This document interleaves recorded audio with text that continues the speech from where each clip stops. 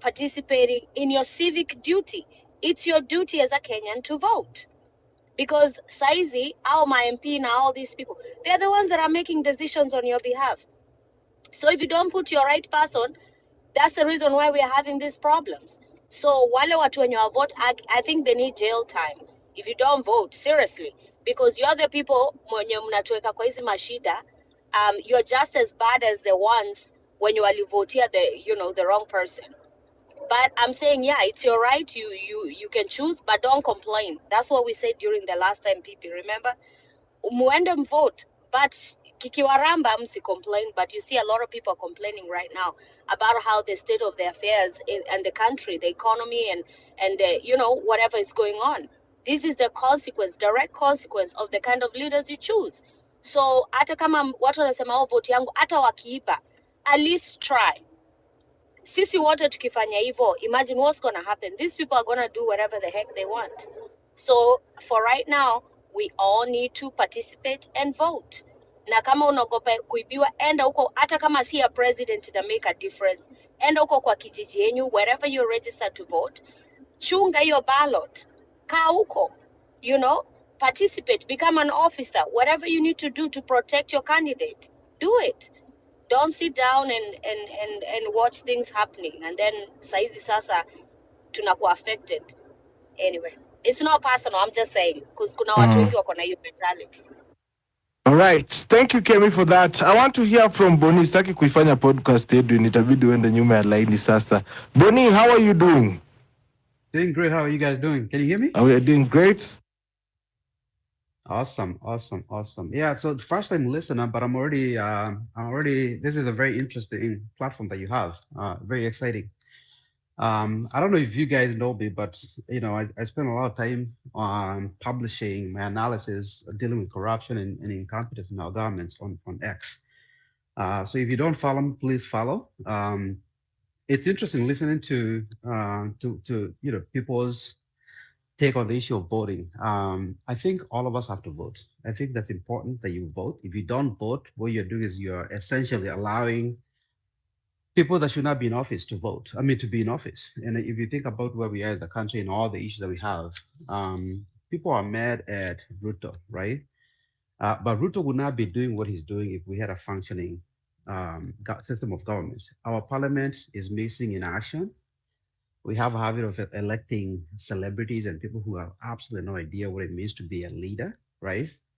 And so you have to vote. Voting is important. Honestly, voting at the parliament level is actually more important than voting for the presidency, in my view, because if you vote for the right people, at least you can always have a crazy executive branch. You can always have a corrupt executive branch, but parliament is there. It's supposed to, constitutional democracy. Parliament is there to sort of act as a guardrail, right? So think about, for example, if you've seen in your analysis over the last few months, I cover, for example, how much debt we've taken as a country in the last 10 years, right? 9 trillion. We are sitting on almost 11 trillion in debt. And all the money was taken. We have a functioning parliament. We have a parliament that is not functioning. So our country has taken on so much debt. The country is in shambles economically. And that's why you're seeing, for example, the president try to essentially pass on the pain of this incompetence and physical discipline to all of you by bringing the finance bill, right? They wake up, our country is spending 60% of our tax revenue on just paying interest alone. And so what that means is that if you go to a hospital like Kenyatta and you're expecting services and you're expecting to find doctors and nurses, they're not there because we are spending 60% of our money on interest alone, just interest, which is insane. And so if you had a functioning parliament, what they would do is tell the government, you can't do this, guys. You need to cut expenses. Our politicians are some of the most expensive politicians in the world. I live in Texas. Some of you may know that. When I drive around here, when I'm dropping my son at school, right, you can see the difference between a system that's dominated by criminals, such as what we have in Kenya, and a system that's dominated by people that know what it means to be public servants. The difference is clear. I take my son to a public school here in Texas. He's never gone to a private school. Even though I can afford to take him to a private school, I don't need to do that because it's wasting money. because the schools are good. He's going to find the best teachers. He's going to have the best facilities, right? He has the best chance to succeed by going to a public school. None of you can say that about our any Kenyan sort of government run service. You can't say that about the hospital. You cannot say that about schools. So it's important the people that you select. So I want to urge you guys not to do not. I know it's been, it's very frustrating to be a Kenyan, right? Where we keep recycling criminals in office, but we need to learn from our mistakes, and then we need to vote. We need to make sure we're voting for the right people. If you have followed me and you see my analysis, where I cover, what's happening with your money at the county level, particularly. The difference between a county doing well and a county not doing well is the people that you put into the governor's office, for example, those MCs that you guys vote for. Many Kenyans don't know that. So we send 15% of our budget to the counties. In many of these places, the money does not really make it to the ground, right? The money does not actually end up serving people. Most of the money, anyway. If you take any county, right? Like for example, last week I published something about Tana River County. We're a county that has a 33% literacy rate, right? 67% of the people there have never seen the inside of a classroom. Poverty rate of 67%, meaning that in that county, it is really difficult for a family to put 2 meals on the table.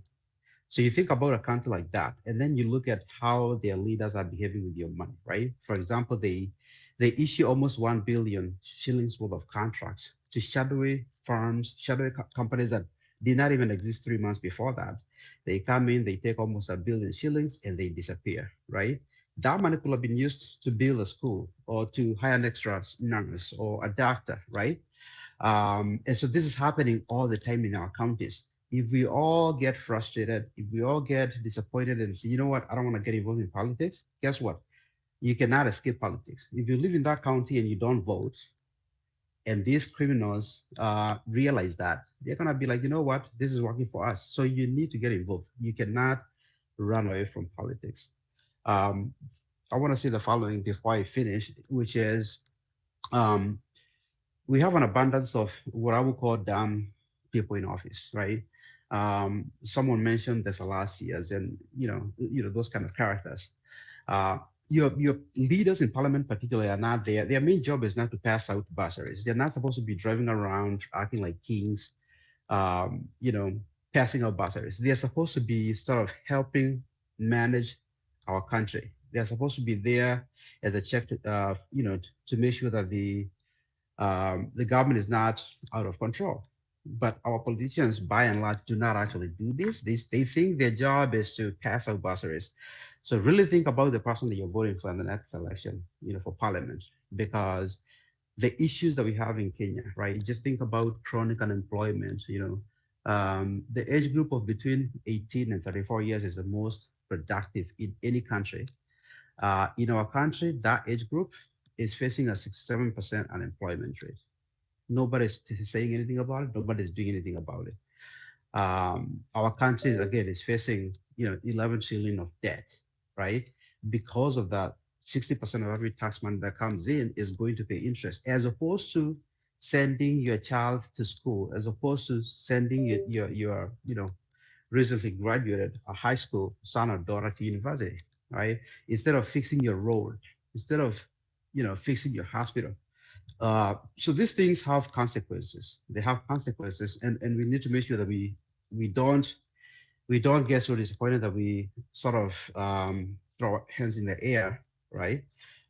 We need to get involved. We can't avoid politics. We cannot avoid politics.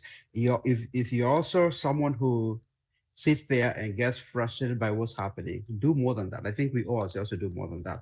As someone who spends a lot of time chasing, how our governments are behaving with our money in Kenya, and I'm doing that from Texas. That tells you that I have a lot of interest in what's happening. We need to think about whether or not you can actually make a difference. If you believe you can make a difference as a leader, think about it. Offer yourself. Offer yourself. I believe for a long period of time, Kenyans shied away from politics because it's a dirty game. But what happens when you do that is you end up with people like Sonko running a whole government. You end up with people like Kidero running a whole county government. You end up people like Salasi in parliament who have absolutely no idea what their role is in a constitutional democracy. So we cannot stay away. We need to get involved. Thank you. Thank you so much, Boni, for that submission. I want to go to the next person, that is Gunia Junior. Bariako Gunia. Niko fiti pipi, habari ya siku mingi. Niko salama bwana, uliomoka ukatuacha. Nilisafiri kidogo. Now I'm back and Mm, we are back in the nation building. karibu. I'm happy to be here and I was listening keenly to Bonnie speaking and Kemi. I want to start by, and this is my opinion, I stand to be corrected, though this is my view. If you went to school and you say you are shying away from politics because you have given up, I feel like that's a primitive thinking. I would call you an idiot because the people who took you to school, probably our parents who are not able to go to school, took you to school so that you are in a position to make informed decisions and advise them.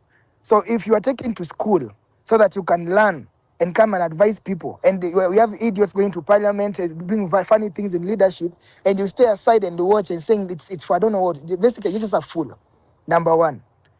Number two, I also wouldn't want people to keep on saying in Kenya, as if Kenya is the worst country in the world. It is not. It's just that we have expectations, we are elevated, we are informed, and the expectations that we are not seeing being met, probably not immediately. So we feel like the leaders are not doing enough that they should do, and we need improvement. But do not demonize everything. Do not be a complainant. Your job is to complain. That's a very negative energy that even if you apply in your personal life, you will never grow. So as you criticize with a solution, and at the same time appreciate that we have achieved as a nation, because if you look at 10 years ago, the government would just do borrowing, and Kenyans did not even have a clue that there's something called borrowing. The government is playing games. Right now, people have a clue, and nobody just borrows like that. Even the president himself right now is having sleepless nights because Kenyans are aware of their rights. They know what is happening. They're asking tough questions, and it's not a walkover the way it used to be. Number two, the MPs used to be gods. Nobody used to question the MPs. Right now, the MPs answer very tough questions. Some places they can't even sit in congregations. They're being chased and all that stuff, and they're being asked questions. Number three, Kenyans did not even know or didn't have interest on how government works. Right now, it's not about the presidency. When you talk about the MPs, they have the CDF. They are accountable for the over hundreds of millions they get per year. When you talk about the governors, we know the amount they are receiving and the responsibilities of a governor. And we talk about national government, we also know these things. This is something Kenyans didn't know. So everything was like president to Naomba, president, this and that. Right now, Kenyans know these things. That is progress. That is progress because we didn't know these things. Now we do. So when you see a road not done somewhere, we know who to ask. When we see a hospital somewhere, we know who to blame. When we see the debts, we know who to ask. That is progress. When you see governors and deputy presidents being impeached, that should tell you that democracy has matured. We are moving forward. What I'm trying to say is we are not where we are supposed to be, but we are progressing. Now, when it comes to the leadership we are talking about, when you understand the roles of the leaders, I believe that even the so-called Selassie, if you look at the performance, because I hear is the litmus paper here, Selassie is performing. It's just that his personalities are weird. He just laughs and all that stuff. But when you look at his development record, Selassie has done something. But I want to use someone like Babu Owino. Look at what he has done in Embakasi South. I want to use somebody like Mohaji Chopevu. You can see what he has done in Nyali. There are some MPs who has delivered. So what we are doing is that we have people who have succeeded in making using their leadership positions for great things. And of course, we also have jokers. We must have those elements everywhere in the society, not only in Kenya, but everywhere in the society. So our job is to make sure that we have more productive leaders, more support, more accountability. And as we go by, because I can tell you for a fact, come 2027, the conversation will not be when mtu wetu. Nobody wants to hear that bullshit anymore. People will ask you questions about the debt, about your record, about what you have done, about what you have not done.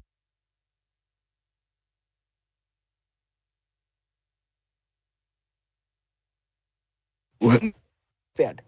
So I'm trying to urge those people who are sitting on the first of all, for the record, I'm going to see if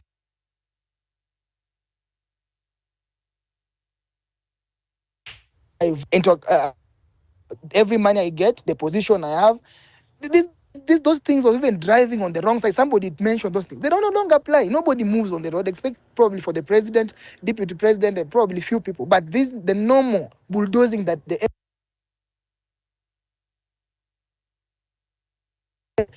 the constitution itself.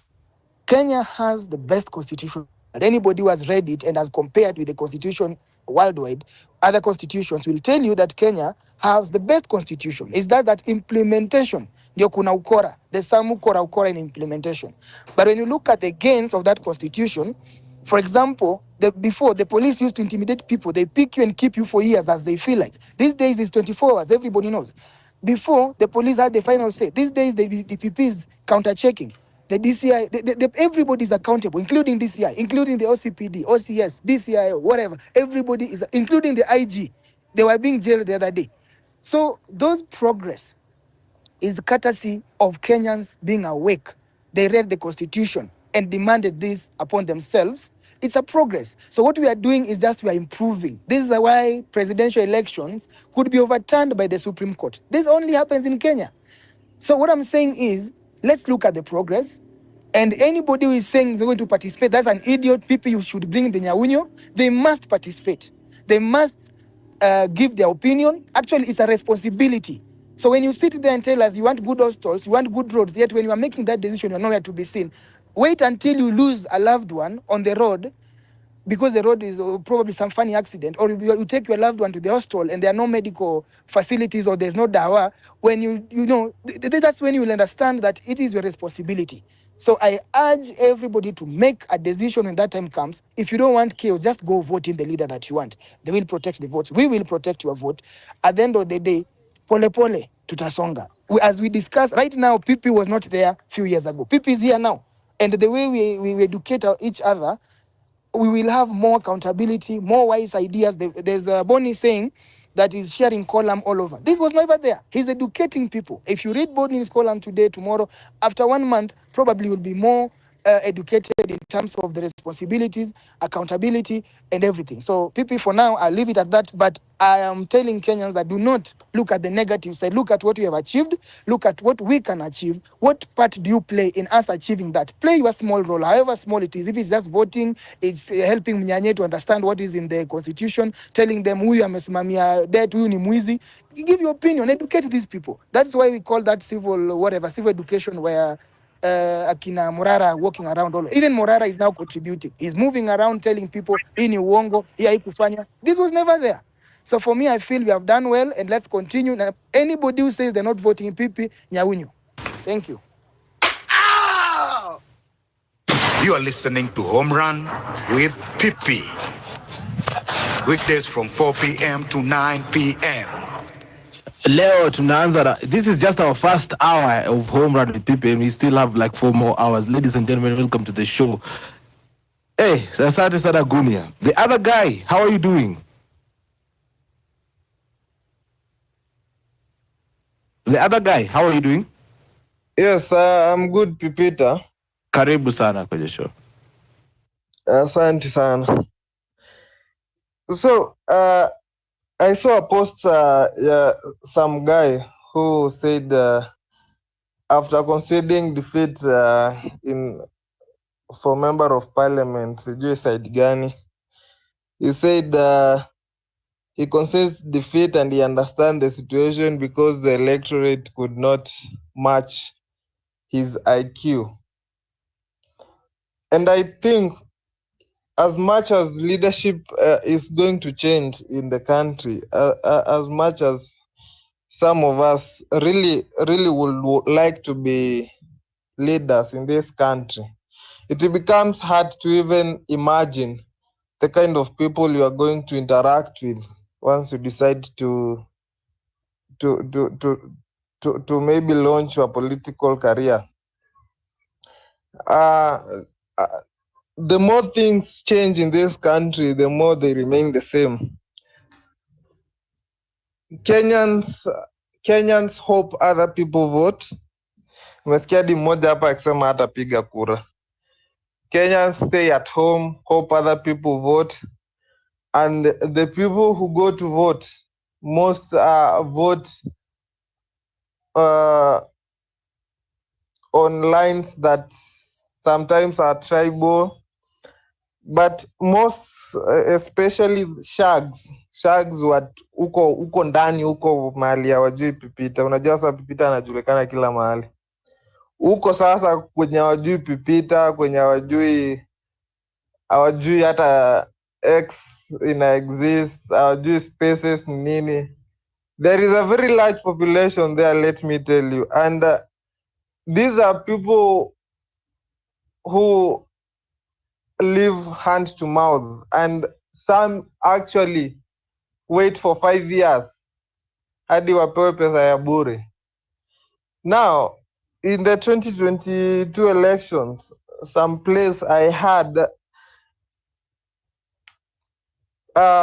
your competitor could actually buy the voters card of your supporters na dhao, anawapatia dhao, voters card yao wanapeana, so your supporters don't show up to vote the following day.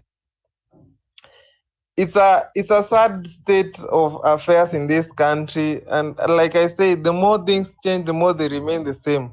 People are coming up with the same old scripts, and we are going to make the same mistake.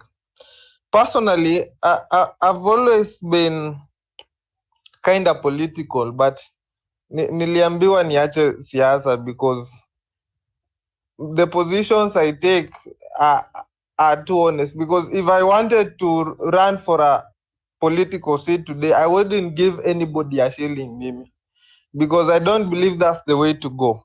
But now you see that it's not the time, unless more people wenye akili zao zimefunguka decide to vote, decide to change the voter population, wakuwe wase wana vote ni wengi wenye wako na akili kuliko wenye hawana.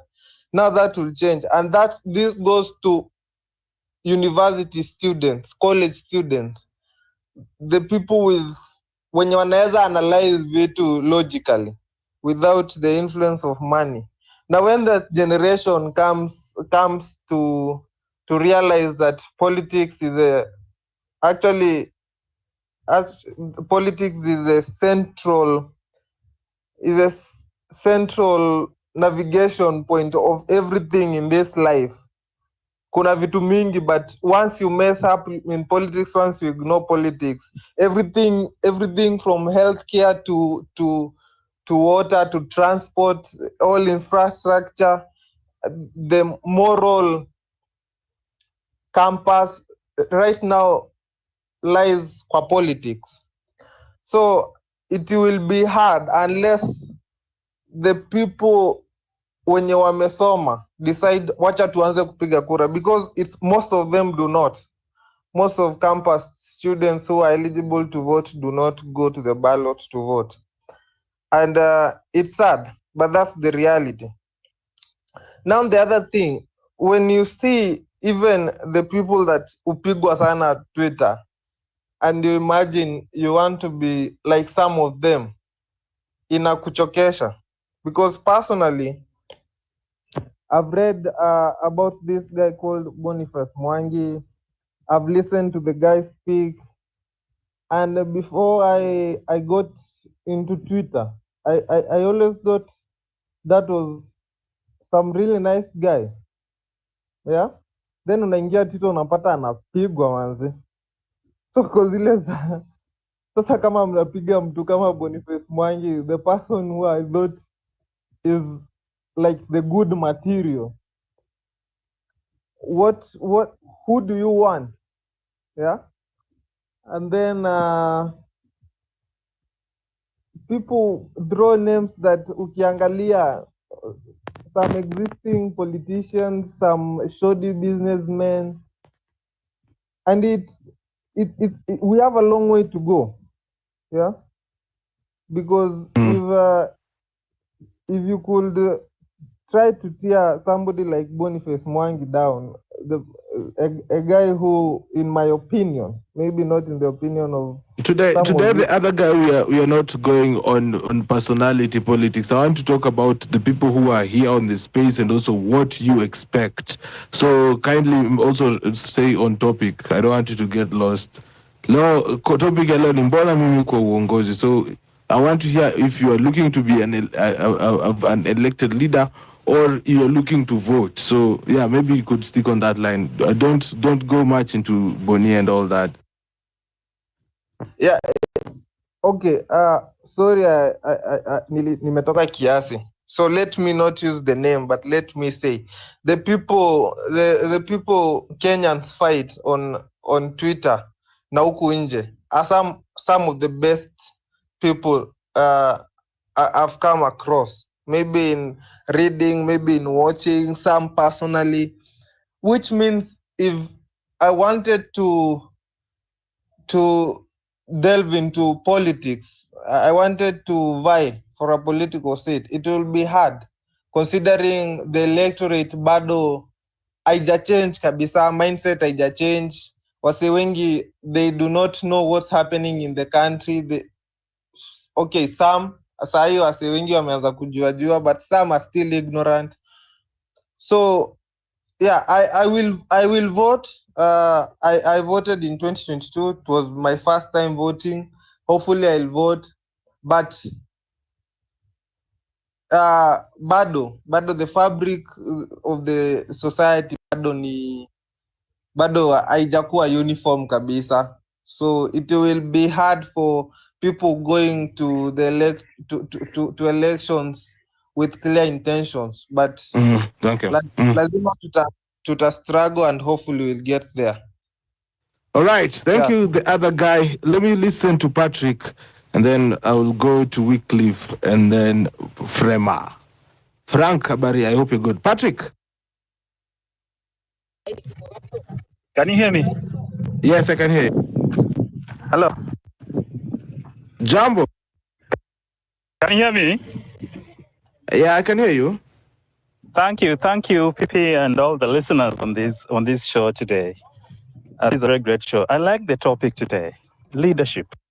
You see, we have had this distorted view that leadership is all about the members of parliament and the leaders, and we have this narrow and warped view about leadership.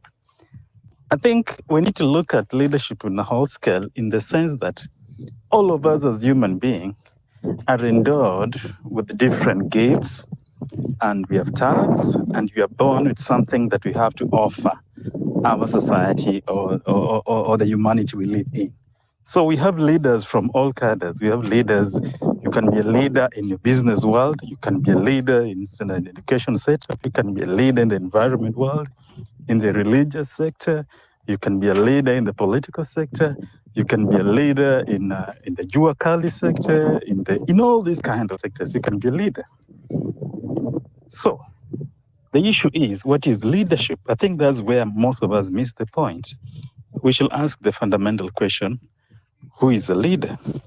In my humble view, and there are several people who have defined leadership, in my humble view, leadership, in my view, is trying to impact society positively, because there are those who impact negatively. Even we have gang leaders, they're leaders, they impact negatively. But for me, I look at it in terms of impacting the society positively in your own humble and small way, and making a positive change to the world you live in, and leave a legacy in the world we're living in today.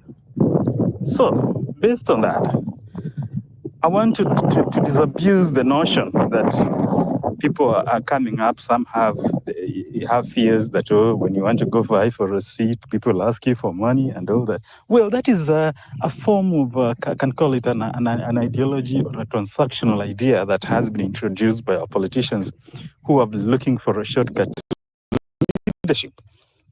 But today I want to challenge all of us. If you have something seriously you want to share with the people, and you have demonstrated that leadership in your small area, wherever you are, I can guarantee you, you will not give anybody any money, and people will elect you.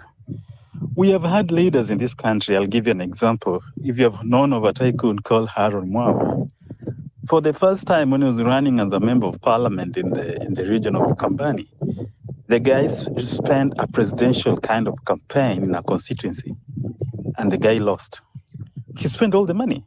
Like he was going around the constituency and was asking the people, "What do you want?" You know, the place is so dry, and they said we wanted soda. And he'll go to the Coca-Cola depot and bring a truckload of sodas, and people will drink sodas. They'll say, "Oh, we want bread." He'll buy bread for them. They said, "Oh, we want electricity." He'll install the transformers for electricity. The people said, "We want water." He'll drill boreholes. But then people didn't elect him. Why? Because he didn't connect with the people. The other guy who didn't do that was elected to parliament. So there are several issues that go into an election before people elect you. So first thing, believe in yourself and believe that I have something I want to share with the people. If you believe you can be a legislator, you go to parliament to legislate, to represent people and to oversight. If you have those attributes, go out there and speak to the people. Sell yourself, your gift to the people. Share it out with them. There are those who will believe you. I can shock you, you can run against a billionaire and win an election because people have believed in you. You have a cause you're fighting for. Go and make people aware that you'll be a member of parliament. I'm going to represent you, represent your wishes. I'm going to represent you and get you what you need. I cannot afford to give you everything, but I'm going to represent you so that the taxes we pay are properly used for your well-being. If you market yourself very well, people will listen to you and they'll offer you leadership. So today, we can rise up and change the narrative. Go out there and change the narrative. Sometimes they say, people ask, why are things like the way they are? You should ask, but why can they not be the other way around? When this Gen Z movement started and some people went out, you were shocked that some people, when they were demonstrating, there's some restaurants that are giving people water. Have you ever seen that done in the streets of Nairobi before? Because before, demonstrators, when people saw demonstrators, they closed shops. But this time round, when people are going out peacefully and getting their messages out, people offered them lunches, they bought them water, and they did all those kind of things. So this is an opportune moment for us as a country. We can change the narrative. We can change the narrative that in the next election that we go to, we can be like in the US. In fact, interest groups will be coming to you to sponsor your campaign, offer you logistics. If you need vehicles to move around, if you need public address system to move around and sell your message, people will come out and support you because they believe in your cause and what you stand for, that you indeed represent their wishes. We want to see that kind of system because in the US, when you're seeing Akina Trump and Kamala Harris running, they're getting people who sponsor their campaigns. They're not using their personal resources. They are getting people who believe in them. So we can start shaping that narrative in our country today. So I want to encourage all of us, for those of you who have ambitions. I have ambitions politically, and I'm preparing myself. I don't have all the resources, fine, but I believe I'm going to sell myself to the people and offer a different kind of leadership that we have never seen in this country. And this is what we're talking about. Unataka kiti gani, Patrick? In fact, in the last election, people are saying I ran for member of parliament, and I'm considering that. I think I can do very good work as a legislator. I'm seriously considering that. But there are several offers I was given in the last election to run, but I was a bit busy. I got late to the campaign. I campaigned for other people, but then people suggested, we know now going to the campaign rallies, people are saying that it's you should be running for this seat. In fact, I was challenged and I really regretted why I didn't run at that time. So the one I was campaigning for, people will, after the meeting, they'll come and tell me, but it's you who should be running for this seat. In fact, you are better than the candidate you're campaigning for. So I felt really challenged, and that's why I'm organizing myself. I run and do legislation. We need legislation in this country. We need proper policies, and we need to have set direction for the country on a new path. And that's one thing I'm considering seriously. We can change the way things have been done. I believe we can change the way things have been done. And this is a moment for us as a country. This is a really great moment for us as a country. We can change the way things are running. So, PP, I thank you for this great topic you've shared with us about leadership. And I want to encourage all of us. Find something that you are doing in your own small way, something that you're good at. Show leadership in your own small way. I can tell you, If you show leadership in small ways in your small community, wherever you are, people will be attracted to that leadership style of yours, and they'll offer you that opportunity on a larger scale. If you're offering leadership in your small community, in your village and wherever, people like that leadership, and they can offer you that opportunity on a wider scale, whether in a constituency, in a county, or even nationally, because you have demonstrated leadership in a small area. The challenge we've had in this country, unfortunately, is this: that we have been electing people just on the basis, most people are lured into electing people just because somebody has given them money and all that. But we have never had that time, or we have never had an opportunity where somebody can showcase leadership in other areas, where you come to the scale and show that I have provided leadership in this area. And based on my successful leadership in this small area, I want to bring this leadership to another level on this scale, either in the constituency or in the county, and I'm asking for your support. So if you can show people that you have demonstrated leadership and you invite them to support you in your new leadership role, I think most people will give you a chance. And that's one thing I just wanted to share with all of us. I think, people, that's what I can say for that. I have other things I want to go to, but I thank you for the opportunity. Thank you very much. Thank you, Patrick, and all the best when you go for that role. I think you should go. You're well spoken, bana. Unaogopa nini? Na watu wamekuambia enda. Thank you. Anyway, Wycliffe, how are you doing? Thank you so much, Patrick. Yeah, I'm fine. Yeah, thank you for this opportunity. I hope all of you are listening to me, right? Yes, we are here. Are you in a... We can hear you, Wycliffe. Okay, thank you. So the first thing I want to talk about is the civic right that we need to do. That is about the voting, because as youth, we are given a perception that we do not vote.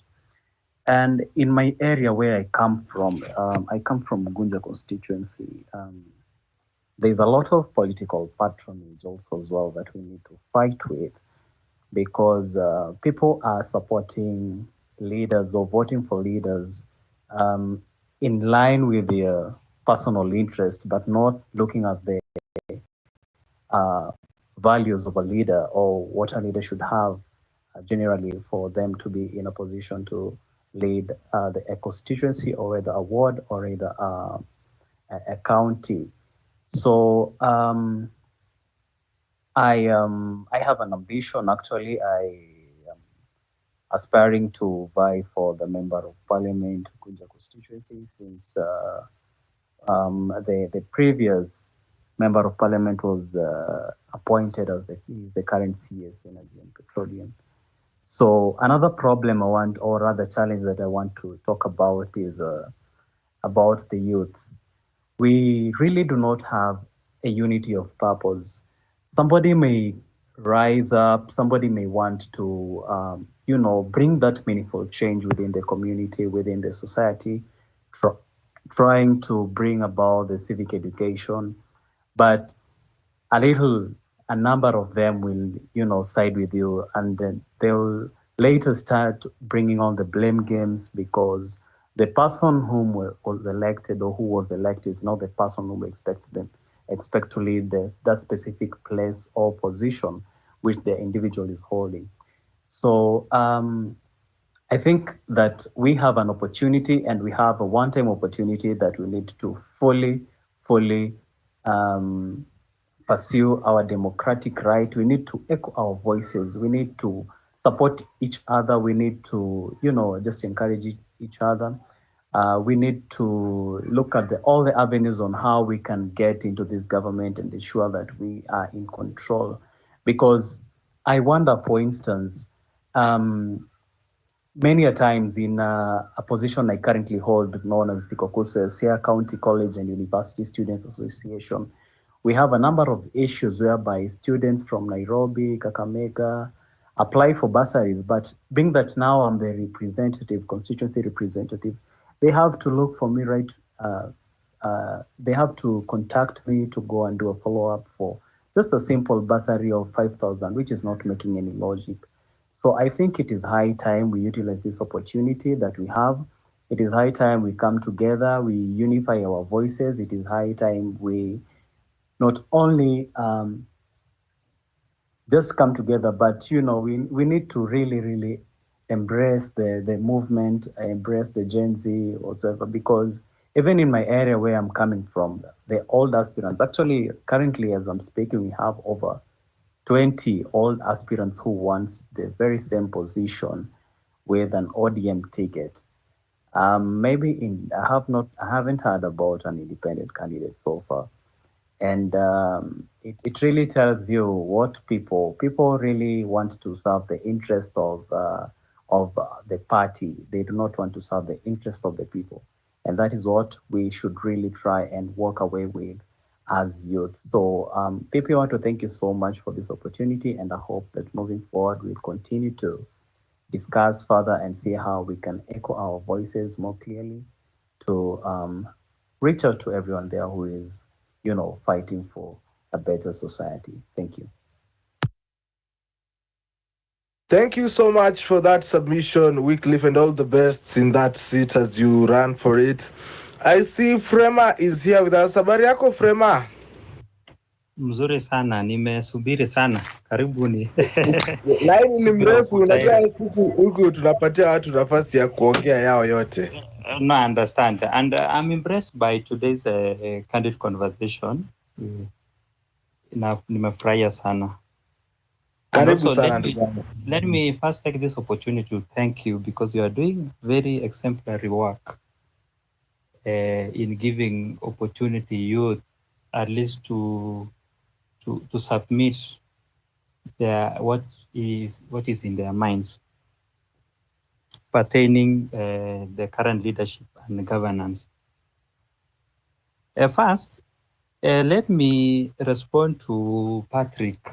Not Patrick, sorry, a guy by the name Edwin. Edwin said he was trying to discourage people from participating in voting. Let me tell Edwin, bad leaders are chosen or elected by those who don't participate in an election process. So it is good voting, actually casting your vote, so that you don't become or join the category of those people who complain of bad leadership and governance, and yet you didn't participated during the election day.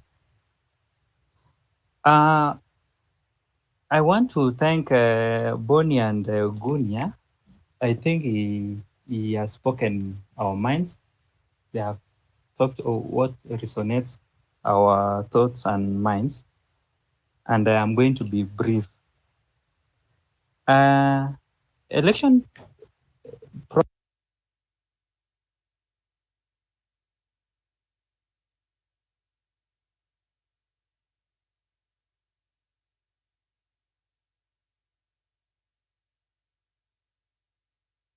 Frema, umeenda? Maliaka ni ya Frema. black my earphone. Can you hear me? Yeah, toa earphone, talk to us directly. Unplug. So okay. So nilikuwa nasema problems we are encountering currently as a state emanate from the ballot box. We make bad election choice during election. And that's why it is our duty as we youth to unite and speak in one voice, at least tusiwahi shuhudia tena chenye kimefanyika, because chenye imefanyika ni sisi. Let us face the consequence. Let us blame ourselves. Yes, because of that bad election choice we made. And that's why I was challenging Edwin that usipopiga kura ni wewe mwenyewe ndio utachagua ule kiongozi mbaya. So we want to be role models and ambassadors of when there is a function kule in the village, umeitwa mahali, at least try to liberate other people on making the right choices during an election. What I have realized, nimepiga kura karibu mara I think 3 times na kuna kitu nimerealize kwa villages because I've spearheaded some of the elections kwa ground. Only 30% of youth ndio wanapiga kura. Wale wengine 70% hawajaregister, wengine hata hawana ID.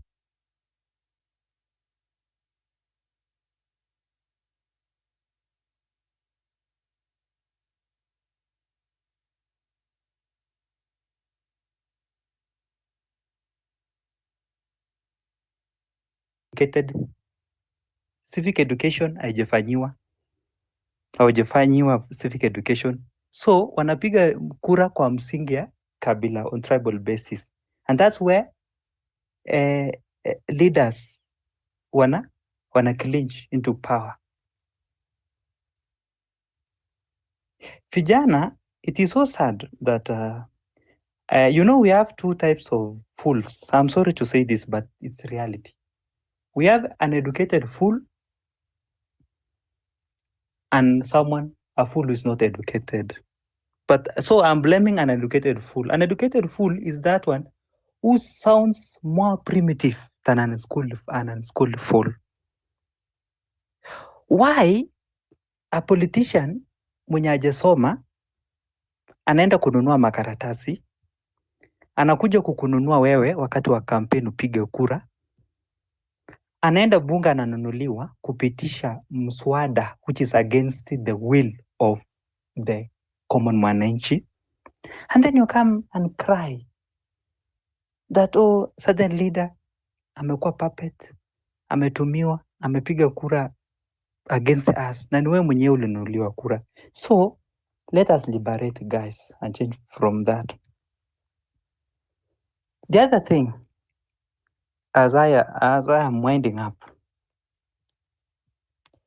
vijana, let us do away with this mindset or mentality of mtu wetu. I've been insisting on this because hii ndio imeplay a bad role in electing bad leaders during elections, in every election.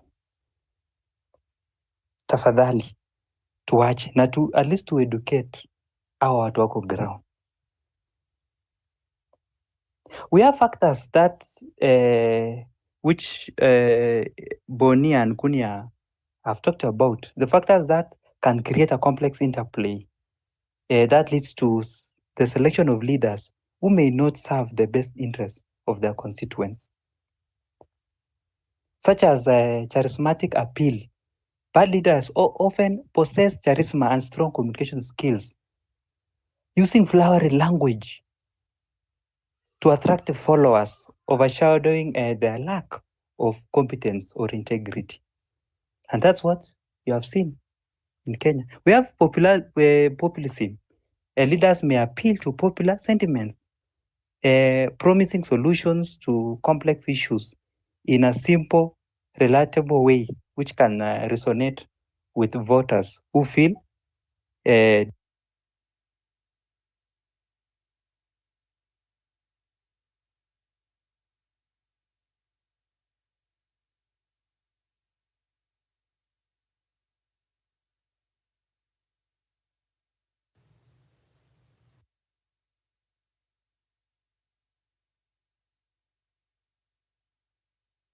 Frema.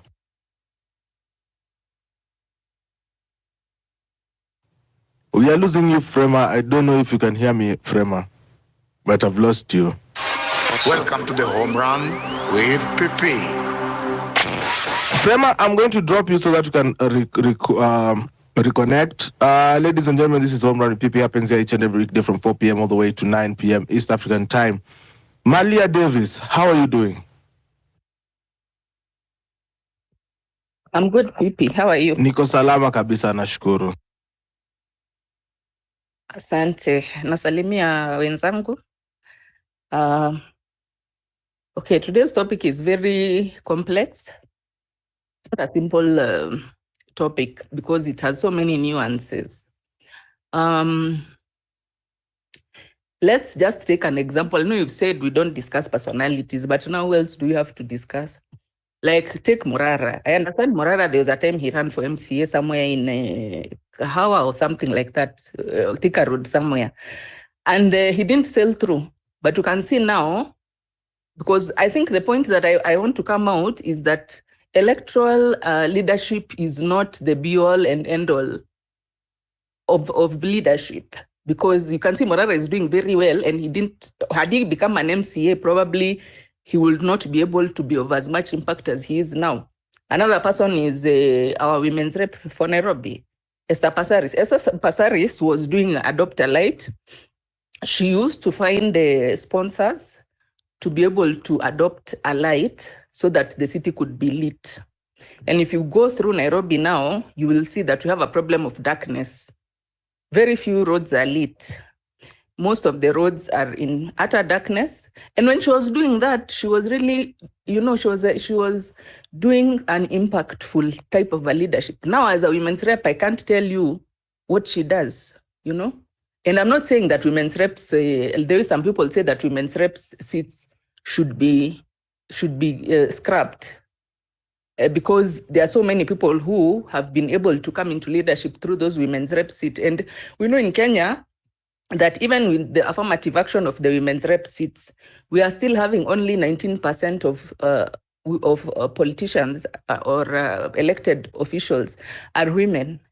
So imagine even with affirmative action, we're at 19%. And even in the constitution, we need a third. Yeah, we need to apply that a third gender role, which means it should be at 33, more than double what it is now. Yeah. So I think, the problem that comes in with these elections is that, first of all, like the gentleman who has come here and said that he was campaigning for someone else and people were telling him you should be the one who should run. One thing is that they are brokers. Yeah, who move from one person to the other, telling them that you should run for the seat so that they can be able to make money out of that person. That is one thing that is in Kenya.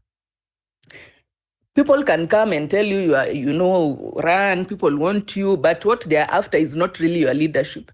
They're just after what handouts they can get from you. So they come and they tell you, give money to this women's group, give money to this youth group and whatnot. And there's so many brokers like that. So sometimes the so-called ground, you may be mistaken. There was an MCA who was crying after elections that he had spent all his money and he was sure that the ground wanted him and he lost. He was from Wiper.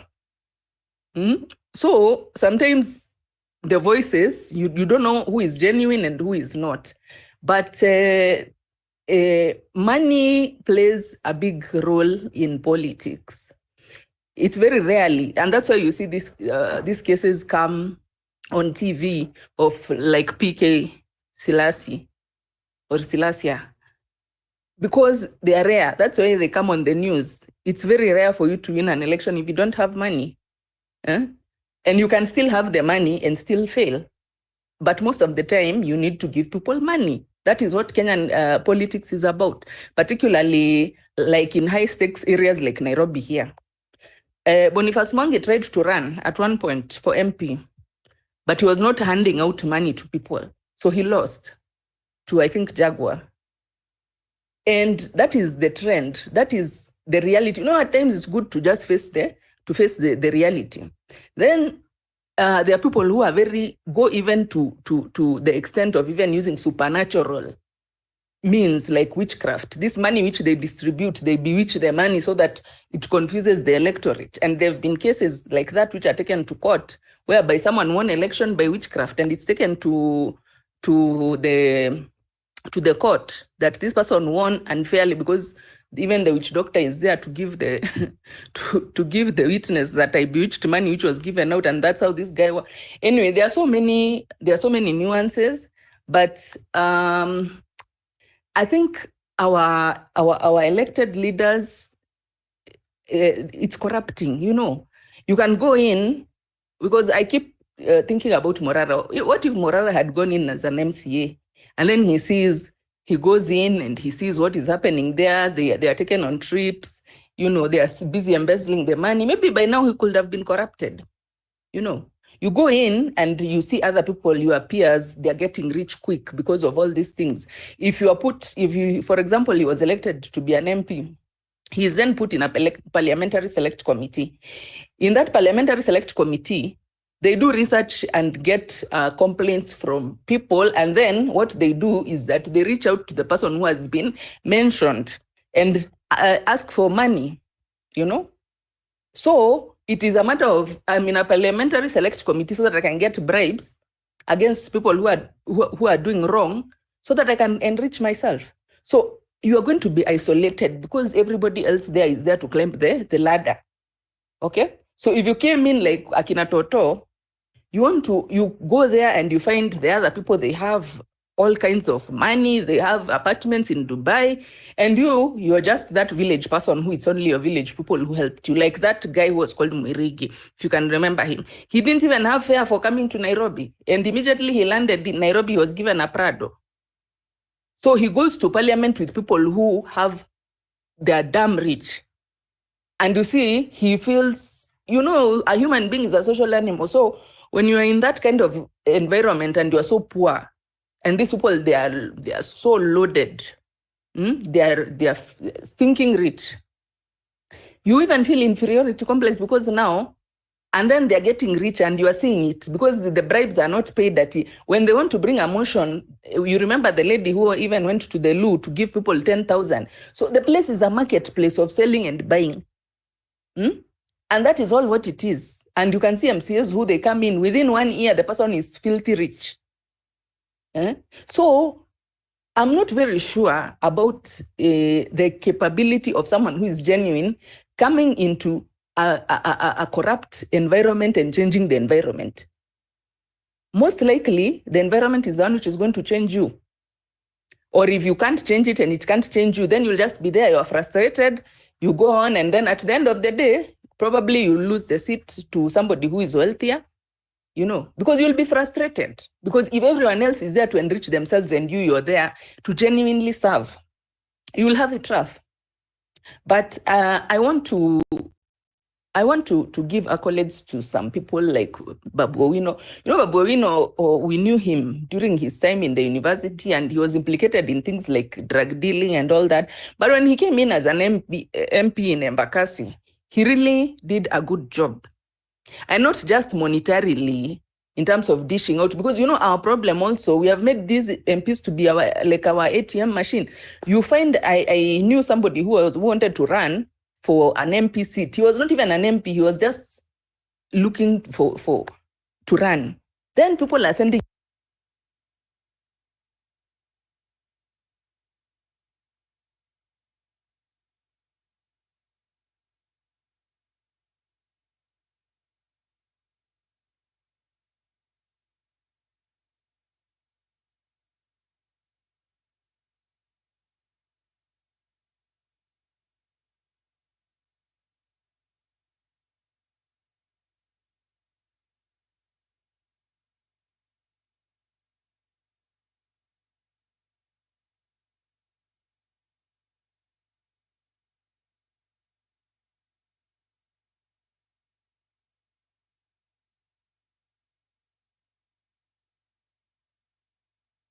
Am I the only one who cannot hear Malia, or Malia, you're gone?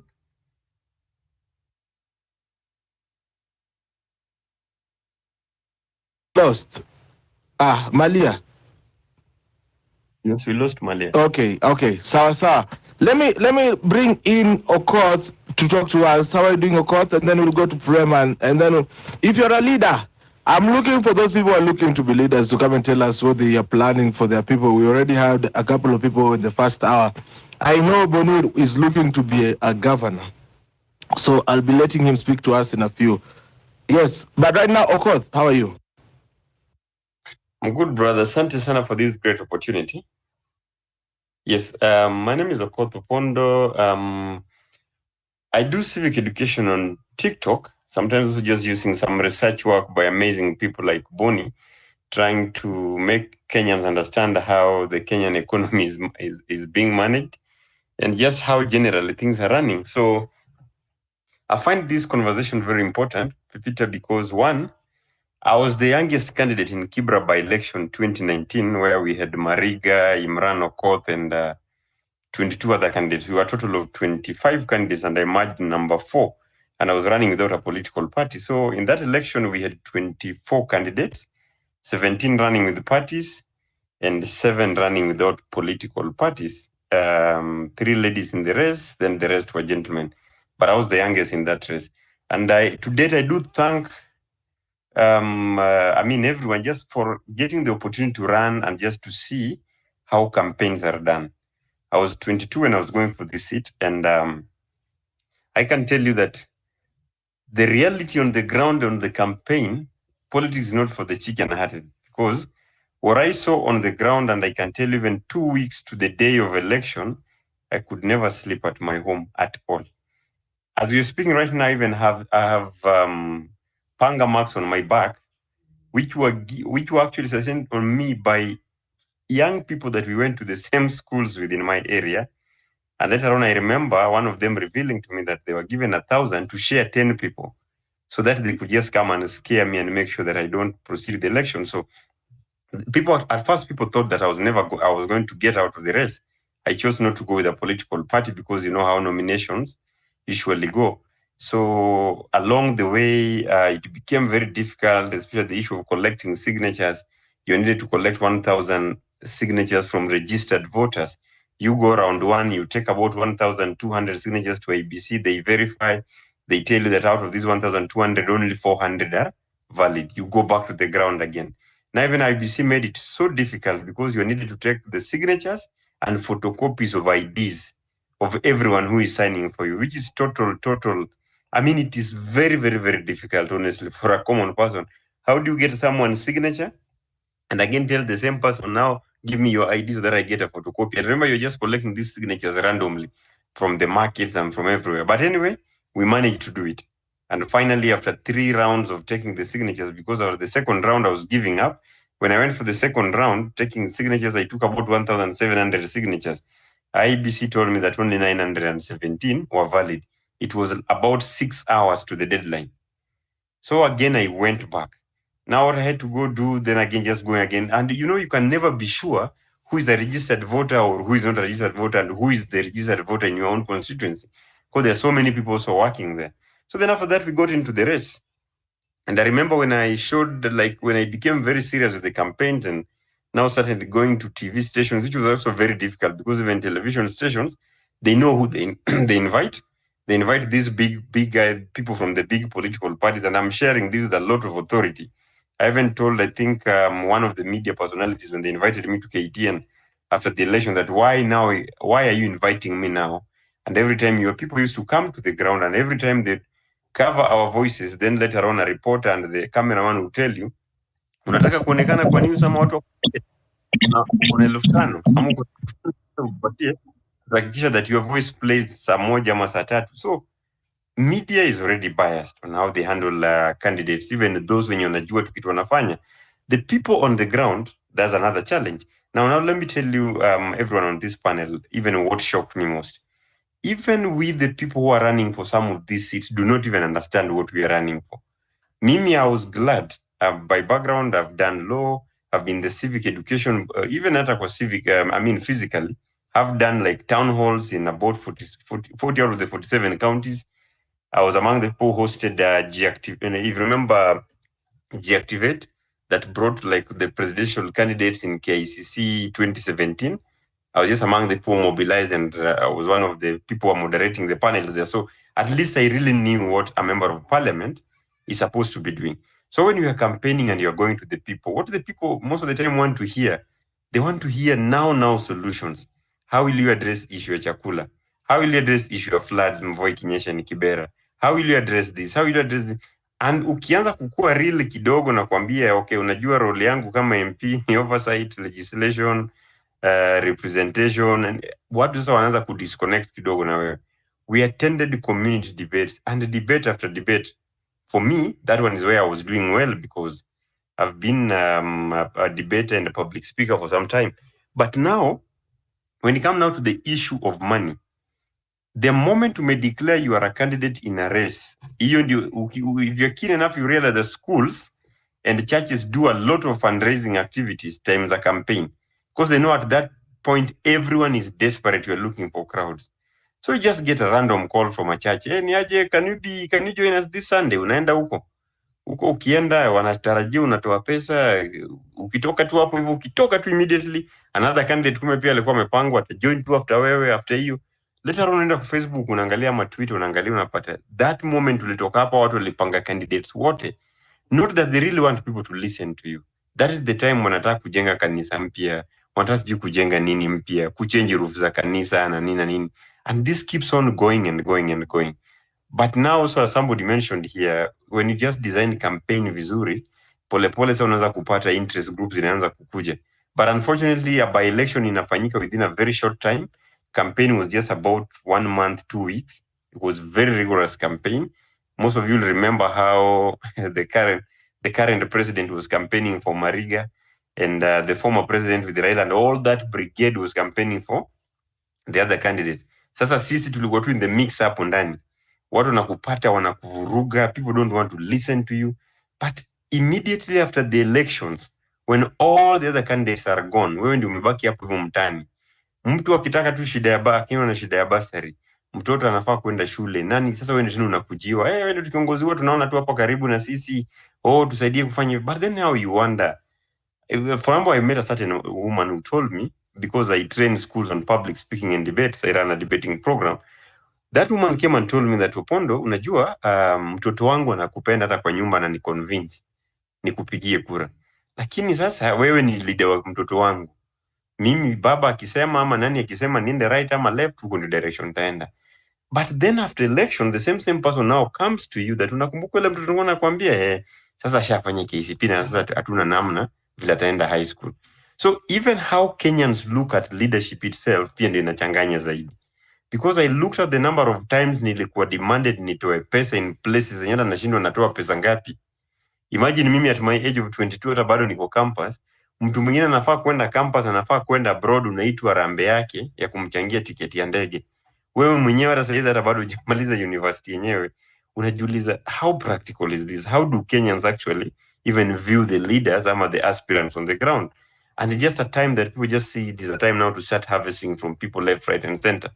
But again, what is very important, and we are not giving up because of this kind of nonsense, Kenya is changing, and it's changing because of these great voices that we listen to here, the people doing amazing jobs on the ground, Akina Boni doing great research and always letting us know, look, this is how your country and the funds are being squandered.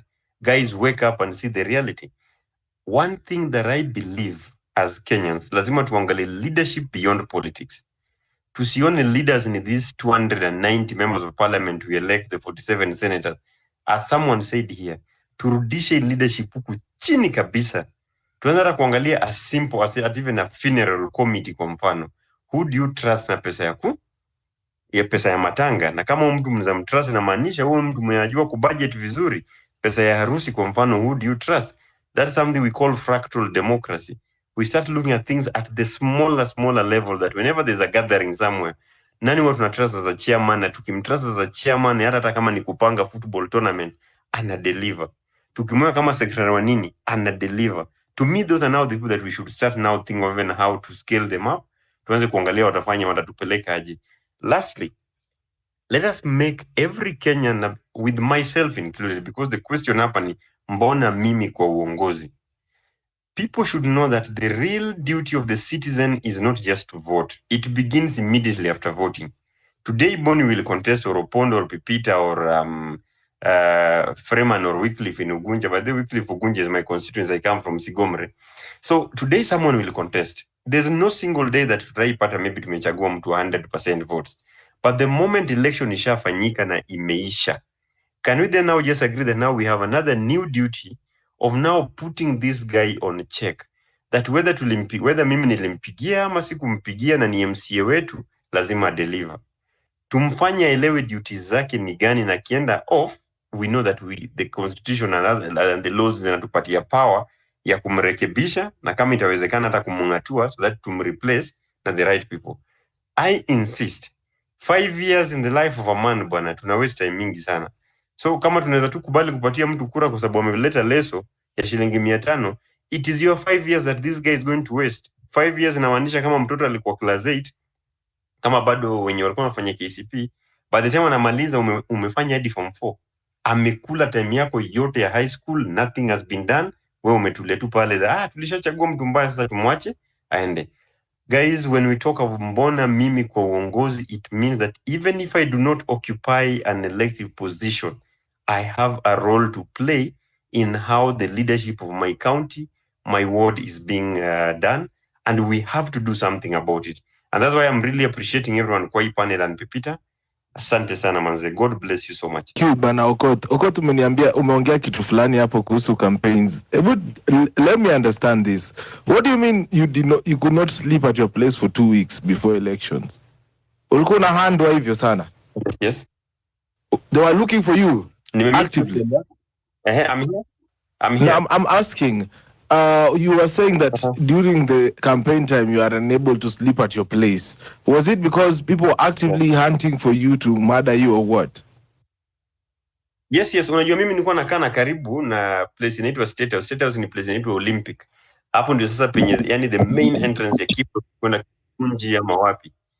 And now that kila mtu ashajua unaishi hapo, saa 1 asubuhi wamama washakuja wamepanga laini kwa gate yenyu. Hadi landlord anaanza kusema bwana utatuletea shida hapa.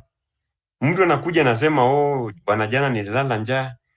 Sijui mtoto wangu ajaenda shule. You see how people define leaders in default. So kuna that. Then the other second part ni now sasa watu nakuja because mimi what I was used to do nikipata opportunity ya kanisa na nipata tu dakika 5 ya kutoa speech, lazima ni win some few hearts because I knew sasa mimi sikuwa na pesa ya campaign. Sana when other candidates wajue kitu kama hiyo, wanaanza kutuma watu wakuja wa kuhunt. Na ndio kwa sababu hata siku moja walinivamia wakanichapa panga actually on the left shoulder. Na watu walinichapa panga ni watu nawajua kabisa, hadi saizi we are friends, tunajua. Nawambianga like what did you do? 1,000 shillings mlipewa msha watu 10, like 100 shillings each worth carrying a panga kunikata. Peter, that's the experience, bro. Well, I think this is what we need to hear also from people who are also looking to go there, because I think under the same thing that happened to Morara in Bomas of Kenya, baptism by fire. Kenya politics iko na uchafu mbaya sana. I see Frema is here with us. Frema, ulipotea katikati ya submission yako saa zile. Sorry, Peter, experience a connection problem. I think you can hear clearly. I'm clear now, sorry. Can you hear me? Yes, you can. Okay. Let me just say something because other speakers wamezungumza na nilikuwa nimezungumza hapo awali. Nilikuwa nataka tu niseme kwamba I would like we change the narrative and mindset ya kwamba what do you have, not people say what do you have during campaign, not what are you going to do for us. And that's why these politicians wanamwaga pesa, aspirants wanamwaga pesa wakati wa campaign, unaongwa then anataka kuja kurecover zile pesa ambazo alitumia wakati wa campaign. Ndiposa I would like we create an environment where youth can be given a room and get a chance to glitch into different political positions in our country. We want to do away with this bribery, election bribery, ambaye imekuwa kidonda sugu sana katika uongozi wetu. I would like we have these seats to not be favorable and attractive anymore for those who want to enrich themselves or to serve their selfish interests. Unaona sahii wanasiasa hata unapata sitataja jina ama majina unapata nomination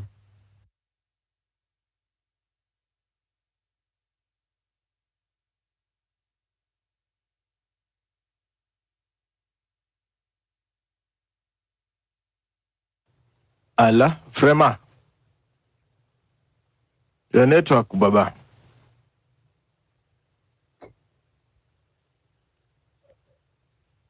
Frema, umerudi? unanisikia? Nakusikia, network yako inakatakata ndugu yangu. I think you'll have to refresh after you finish this so that you can talk well. Let me wrap up. Huh? So I was saying unapata vijana ama watu wenye ni friends to godfathers or kingpins and all that determinants kwa chama ndio wanapewa fursa kwa MCAs.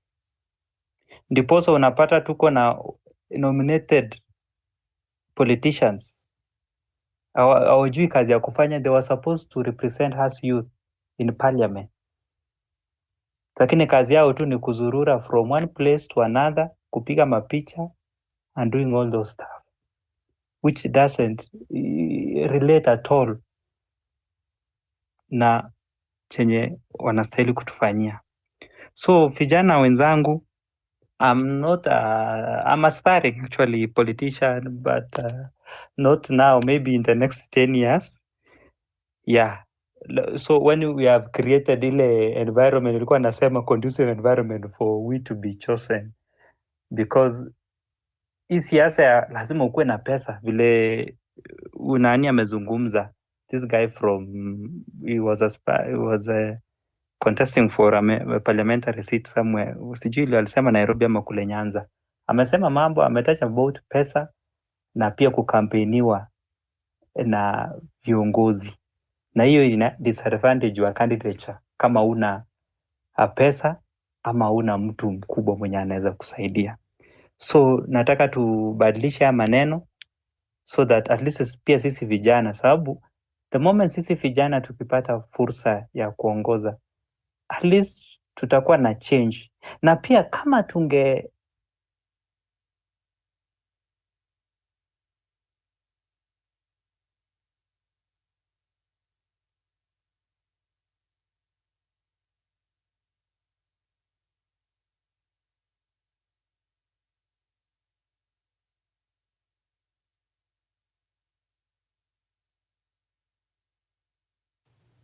Frema, I think I'm going to come back to you later, bwana. Yeah, yako hiyo. Yako ni serious. It's crazy. Hey. You are listening to Home Run with Pippi.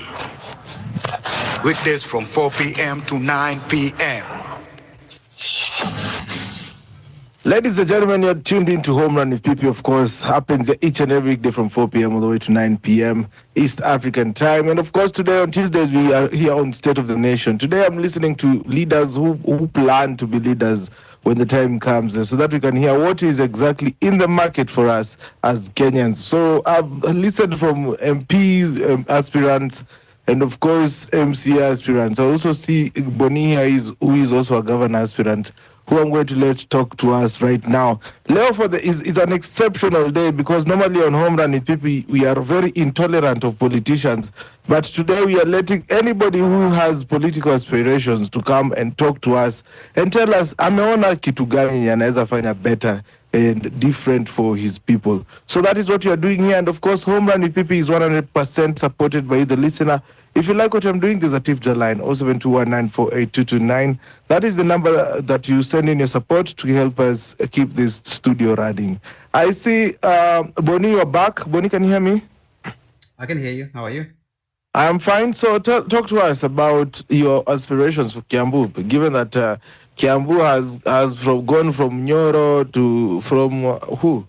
Baba Yao to Nyoro to Kikafogo. So Yeah, yes. yeah. We've had quite the check at first. So here's the thing. I tell people that I mean, bringing the change that we all need to see, right? It's not impossible. And I say that because I've had the opportunity to live in Kenya, I've had the opportunity to live in Canada, I've had the opportunity to live in Texas. I We know can't what a hear government Bonnie. function. You can hear me? I don't know the rest. Wycliffe, can you hear Bonnie? Yeah, I can hear you. So I Okay. think Okot you'll have to recycle. Continue, Bonnie. Yeah. So the point is this. I've had the opportunity to live in our country, right? I've had the opportunity to live in places like Canada, the US. And so I know what a government that functions looks like. And um, I think that's what we all want for our country, right? There's a lot of apathy when you sit here and you listen to the previous speakers. You can tell people are frustrated. Some have lost hope. Um, and so it's very difficult to actually convince people that their vote matters and that you can actually change things. I want to urge you not to give up, because if you give up, all you're doing is guaranteeing your own children the same sort of fate that you've gone through, right? That you've experienced. We need not to give up. We need to get involved. When you spend the amount of time that I do looking at how our governments are behaving with our money all across our country, you actually find out that our country does not have it's not like we don't have the resources to be able to do the things that we want to develop our country, to take care of our citizens, to provide essential services. Shida yetu ni corruption, na shida yetu ni incompetence. That's the key problem. So take a look at a place like Kiambu, right? Population 2.4 million. We have 89 MCAs in that county. We take 10% of our budget and we give it to these 89 people, right? So you have a budget of 16.6 billion, almost 17, but we take 10% of the entire budget to Nopatiwa to 89. So you just think about what that means, right? If we take 10% of the budget and we give it to 89 people, that's a great injustice to the vast majority of the people that are in that county. By the way, the people that we are giving this money, that 10%, they're all by and large wealthy people. Okay, so to me, that's the first injustice that I see. Then you start looking at how the remainder of the money is spent, right? Um, our county governments have some of the highest salaries, some of the highest benefits.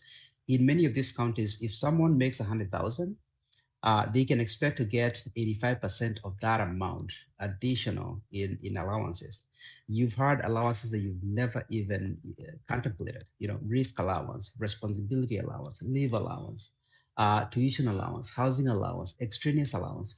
These people do not understand what it means to be public servants. The idea to me of going to work in government is to be able to serve people. You're there to impact lives. You're not there. This is not an opportunity for you to go and enrich yourself. So we need people that understand that going into public office, it's an opportunity to serve people, not to serve, not to enrich yourself. You're not supposed to go there and divert resources to yourself. So what I'm telling you is this: Shidayetu is not like we don't have the resources. We have resources. We need people that understand that being in public offices, it's an opportunity to serve people. You're supposed to start basically try and use your brain and your training and your expertise and your experience to be able to make intelligent decisions when you are trying to allocate these resources to make sure that you advance the public good. If you look at a place like Kiambu, for example, I just told you that you give up 10% to 89 people, you're left with 90%. Then the rest of the money, what they do. For example, they use 81 million um, traveling abroad, right? 81 million traveling abroad. They spend another 322 million traveling domestically. So they've spent 400 million on travel alone, on travel alone. Then what they do, they give about 300 million to the governor and the MCAs for cars. These numbers that I'm giving you are annual numbers, okay? They've given another 300 million to the MCA and the governors for cars for them, okay? They're not done. They spend another 37 million on the MCAs. Remember I told you that they already gave them 10%. So the MCAs have a salary. They also get additional allowances just to sit there, right? We're giving them another 37 million. So when you look in totality, you see that they've spent about 730 million on just travel, on just MC allowances and houses, sorry, and cars for the governor. Then you take a look at how much they spent on education. You hear them a lot talking about, oh, we're spending money on education. They spent 200 million for the entire county on education. So I just told you they spent 732 million on themselves, on their cars, on travel, on MC allowances, but they only spent 200 million on bursaries for the whole county that has 2.4 million people, right? You see the injustice here? So the 730 million is spent on a very small clique of people, but they say that 200 million should be sort of divvied up all across the country that has 2.4 million. So, I mean, these things are not rocket science. These issues are not rocket science. They can be fixed very easily. You need to have someone who understands that being in public office is not an opportunity to sort of enrich yourself. You're supposed to be there and serve people. All that we require is to have people that are smart, people that are not they are not corrupt, people that are guided by the understanding that being in public office is you're supposed to be a public servant. If you just get people, Kiambu has a budget of 18 billion. That's a lot of money to impact lives. If you do not pay 86% allowances on top of hefty salaries, if you do not spend 400 million traveling on trips that don't mean anything, right? Because if you follow me and you see my reporting on the kind of trips that these guys take, they don't add any value to anybody, right? But because it's a way for these MCAs to earn money, right? Because when you're traveling, you get a per diem, right? They do that, and they're spending all their time in Dubai and Singapore and Malaysia and all these places.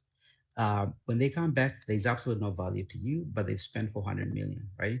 Why are we giving um, people that are already multimillionaires mansions? Why are we buying them luxury cars every year when those monies can be used to build schools, to fund hospitals, to hire extra nurses? So we don't need to invent anything.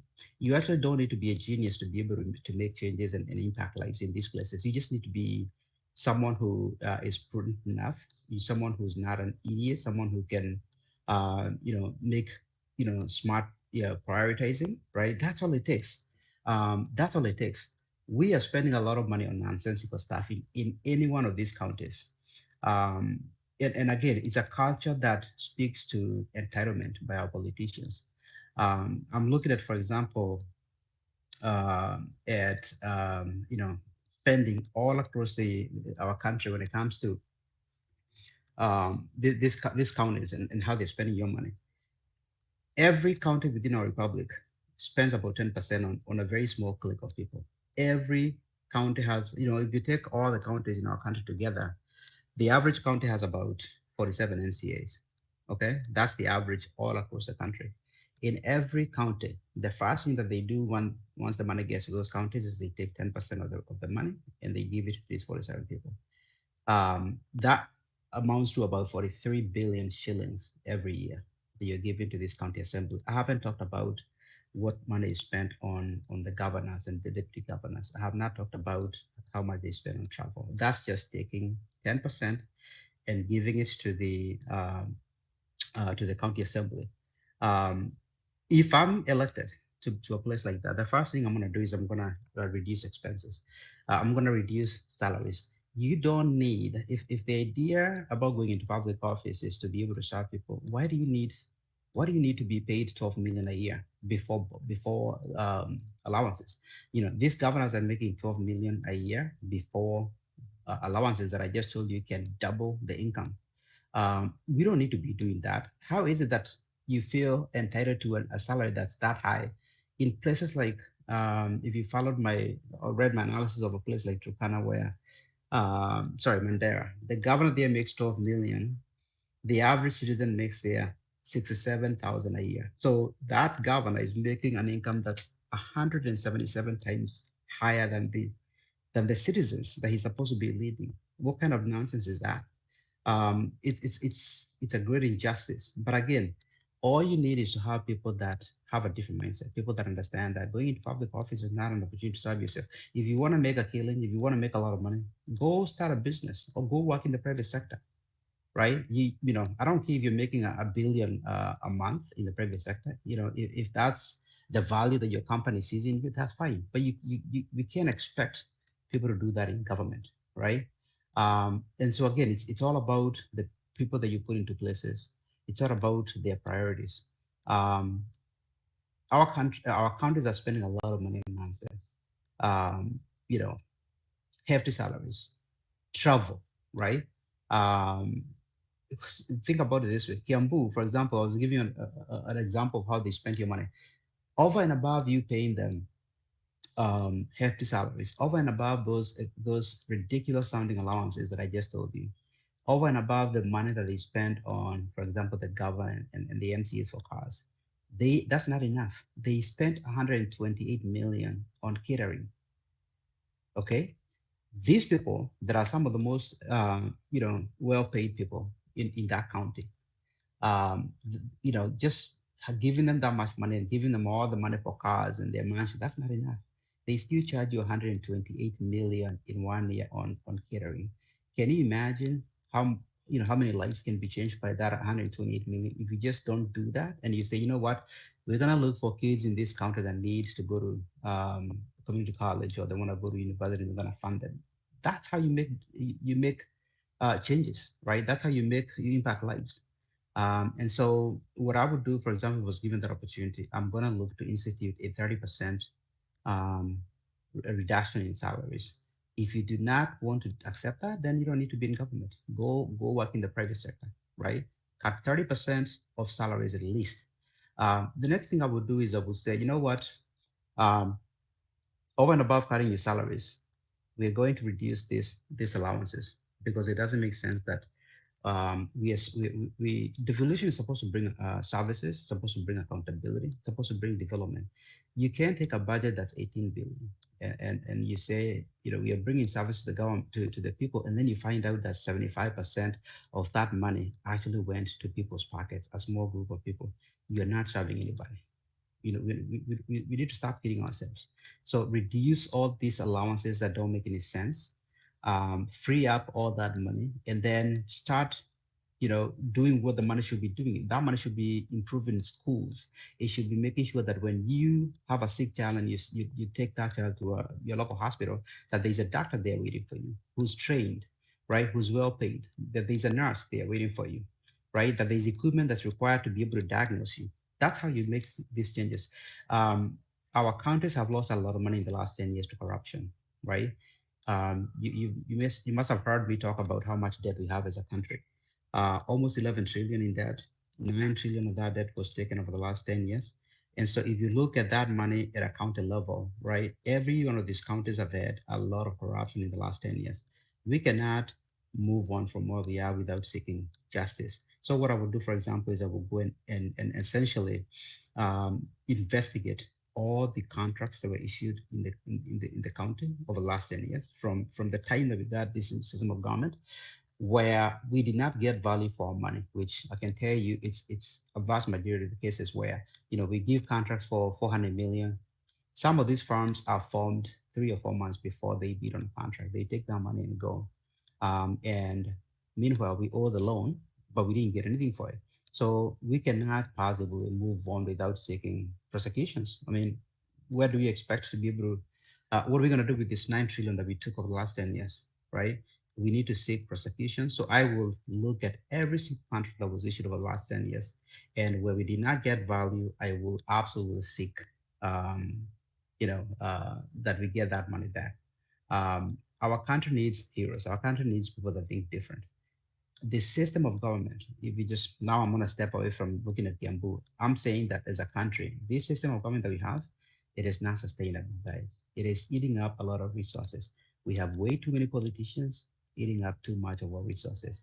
There is absolutely no reason for us to have 47 counties.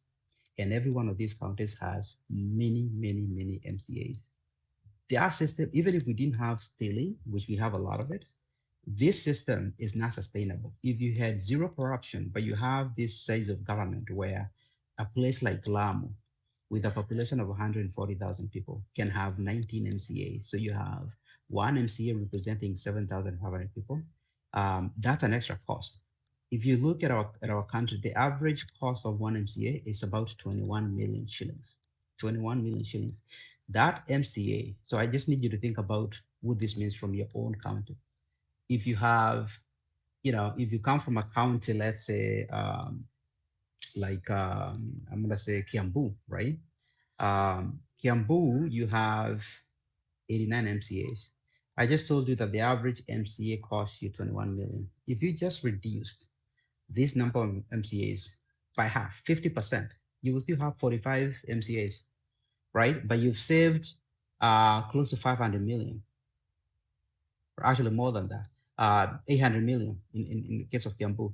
That money that you bring up will go to build schools, it will go to fund doctors, it will go to make sure that if you have a child that just finished high school last year and wants to go to university, is funded to be able to go and sort of pursue a career so that they can become a productive member of society. I'm telling you this to tell you that we don't need miracles. We just need people with common sense, people that understand that being in office it's an opportunity and an honor to serve people, right? Um, so, over and above reducing costs, essentially investigating all the contracts that we've issued, seeking justice when it comes to contracts where we did not get our value, is opening up all the government business when it comes to tendering to the public on a quarterly basis, so that if we issued X number of contracts, the people of that county can come and satisfy themselves that every law that was supposed to be followed was followed. And this is important because we want a culture where there are equal opportunities, right? If you're a small business person and let's say you run a hardware, and you would like to do business with the county, you want to be able to know that if there is a tender that you can bid for and you bid, we can guarantee results, outcomes, but we can guarantee that everyone has a fair shake, right? That's the whole point. Make sure that if someone wants to do business with the county, has an equal opportunity, right? Because when these businesses do well, they're going to employ people. If there's someone who's trying to do something within the county, and they're able to sort of get the approvals that they need, if someone is bidding on a contract and they're able to get it, they're going to go and employ people. Those people are not going to be coming from other counties. So when we are fair with citizens, we are actually improving the prospects of the county. Lastly, if you guys have followed my sort of back and forth with the government of Kiambu over the last few months, you've seen that I'm someone who lives in Texas, but I like to invest in Kenya. I like to invest in my county. I applied for an approval to be able to develop some real estate. That was November of last year.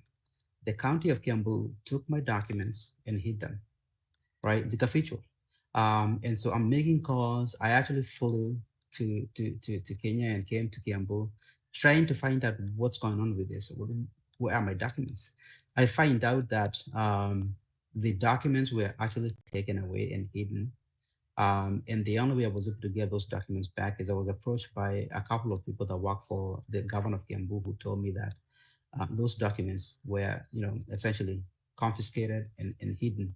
And they told me that we can help you get them back, but you're gonna need to pay some money. I asked, why do we need to do this? They said, well, there's a lady who works for the governor. She's a right-hand person for the governor. Her name is Waziri Sabome. She needs to be paid, right? I paid the ransom that they wanted, and as soon as I paid that ransom, those documents where they reappeared, right? They reappeared.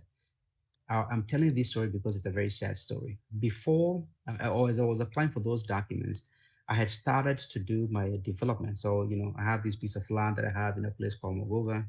I hired about 25 people to help me with clearing the land. I was putting up a perimeter wall, right? I hired these 25 people, most of them from, walking distance from that area. When I finished the development, the actual, like this pre-development process, which is, putting up the perimeter wall, clearing the land for development, Those guys did such a good job for me that I wanted to actually thank them. So I threw a party for them. When I did that, these guys wanted to thank me personally because they told me that, you know, you give us an opportunity to earn a living. We haven't had that kind of an opportunity for a long time. And in fact, a lot of them told me that, you know, they are recovering alcoholics because they just can't find any economic opportunity. They have kids, they have bills, they're not getting any opportunities. So some of them just wake up in the morning and start drinking. That opportunity to be able to work there for 3 months gave them a purpose. They gave them something to look forward to. In fact, I spoke to some of their wives who told me that, you know, my husband, you know, he's been a changed man the last 2 months because he wakes up, he has a place to go, he comes home, and we have food to eat. And so think about that situation that I just described. These guys asked me, can you consider us when you actually start developing? And I promised each one of them a job. And then I apply for these documents, and then they're taken out by the government and they are hidden. And it's been a year since I started that process and have not been able to do it because someone in the county government office decided that their opportunity to make money off of me is more important than those 25 people. Those 25 people have families, they have kids that are in school that need this opportunity, but they cannot get these opportunities because a few people in the governor's office decided that this is the opportunity to eat. So this is the impact. This is the context. So the people that you put into these offices make a difference. They make a difference. It's not just that someone's going to be governor. What they do when they're in office means everything, and it has direct repercussions and indirect repercussions. If you are a neighbor, right? If you're a neighbor of me, let's say there, do you want to wake up in the morning and you see, you know, 5 or 6 of your neighbors drinking at 9 o'clock in the morning? You don't want to see that, right? Even if they are not your kids, you don't want to see that.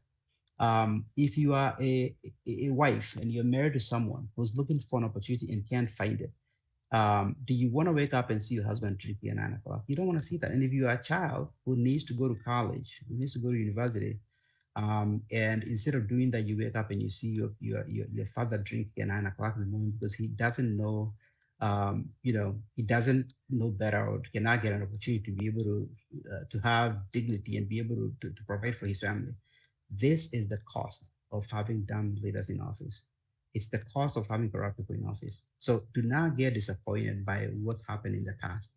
I think that Kenyans are waking up. We have an opportunity to make better choices.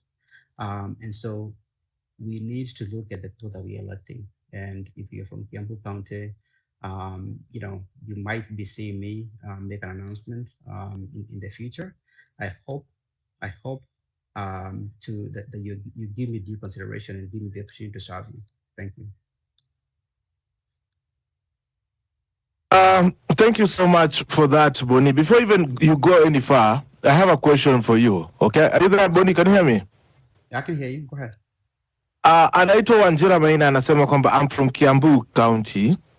Okay, and while Yeah. Bonnie's analysis sounds sober and cogent, how will he deal with MCAs that see his plan as unpopular, and by extension deal with frivolous impeachment motions because they do not like his stance? How are you going to deal with the MCAs trying to impeach you?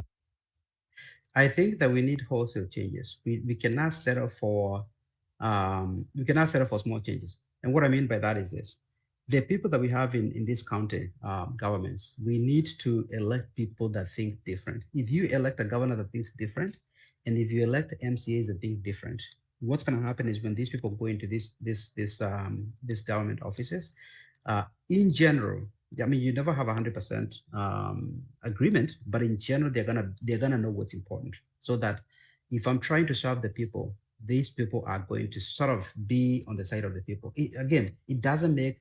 We don't need miracles, right? We don't need miracles. We just need to use common sense and business sense, and be able to understand what it means to serve people, right? It's an honor to serve people. When you're making decisions that are going to impact lives, right? It's an honor, and so the response to that is we need, when you're selecting your governor, look for the qualities that I just described. People that understand what it means to be a public servant, people that are not corrupt, people that have no history of stealing from you, right? I don't have to, think about it. I'm in America, right? I don't have to live here and to come in and do politics. I'm thinking about it because I'm tired of complaining. I'm tired of pointing out ills and corruption and incompetence. I want to be able to, I want to get into the business of making changes and bringing change, right? That's what I'm urging all of us to do. It's not enough to just criticize and point out. Some of us have to think that you can change the world. And that I happen to be one of those guys. We can change this. We can, this is not like cancer, right? It's not like you wake up and you have cancer and you can't do anything about it. This situation can be changed. It can be changed. And this is the opportunity. Asante sana Boni. Wanjira ameinua mkono juu. Wanjira, welcome to the show. Yes, thank you, Pipi. How are you? How are you this evening? Niko salama kabisa, nashukuru. How about you? Okay, thank you. Pipi, thank you for the platform and specifically for this conversation today, because I think that the point is to have us, the electorate, engage with people that have political ambitions, such as Boni, who wants to be now my governor in Kiambu County. Boni, I have listened to what you have said, and a lot of it sounds very, very sober. But we have come to see that the enemy of the people is really the people they elect. And not even at the very high level, we're seeing that even just MPs can make your life impossible. And so if we're talking about a county situation, MCAs can make our life impossible. So when we have a governor such as yourself that has very clear ambitions, that has very, I will call them very lofty goal, very, a dream for the people of Kiambu to access services and amenities and all of that. How are you going to deal with MCAs? I think that, which is the question PP has asked you, which is, I think I've posted it somewhere on the comment section.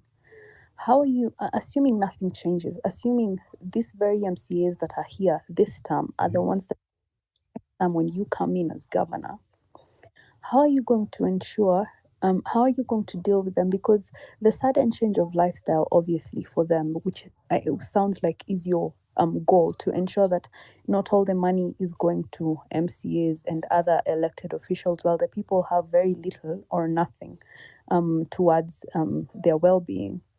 How are you going to ensure that you are not an unpopular governor? And even if you are, how are you going to deal with them? Because, like we have seen, MCAs need very little incentive to begin a motion to impeach a governor.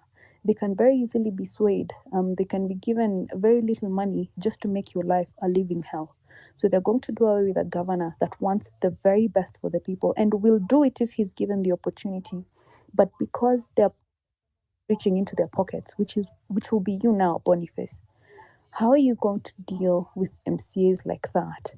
And how do you see yourself influencing the election of MCAs in Kiambu County? Because I'm not sure you have much say as to who the people, the different constituencies and the different wards elect. You get to deal with them at the county assembly. What is your way forward? What is your strategy?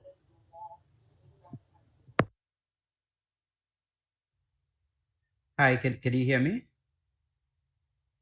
Yes, you Yes, I can. can. Awesome. Okay. So those are great questions. I have two responses for you. The first one is the simplest, which is you do things not because they're easy, right? Nobody is saying that this is going to be an easy thing to do. To bring the kind of change that we want is not going to be easy. I'm not naive. But it doesn't mean that we don't try, because what is our option? So we sit here and say, well, you're going to get elected, and, these MCAs that are corrupt, they're going to impeach you, right? So then what do we do from, with that? We just sit down and sort of give up. We can't do that. So I love to do things that are hard, because they bring a lot of satisfaction. So I know it's not going to be easy.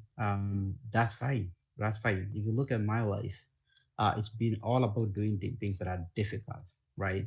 My personal story is one of overcoming odds, right? We don't have to get into it right now, but I can tell you that what I've done with my life is about overcoming odds, coming from a place like Kenya, from a very humble background, succeeding in America, attending some of the best schools and universities you can imagine, succeeding in places where people like me are not expected to succeed. So it wouldn't be new.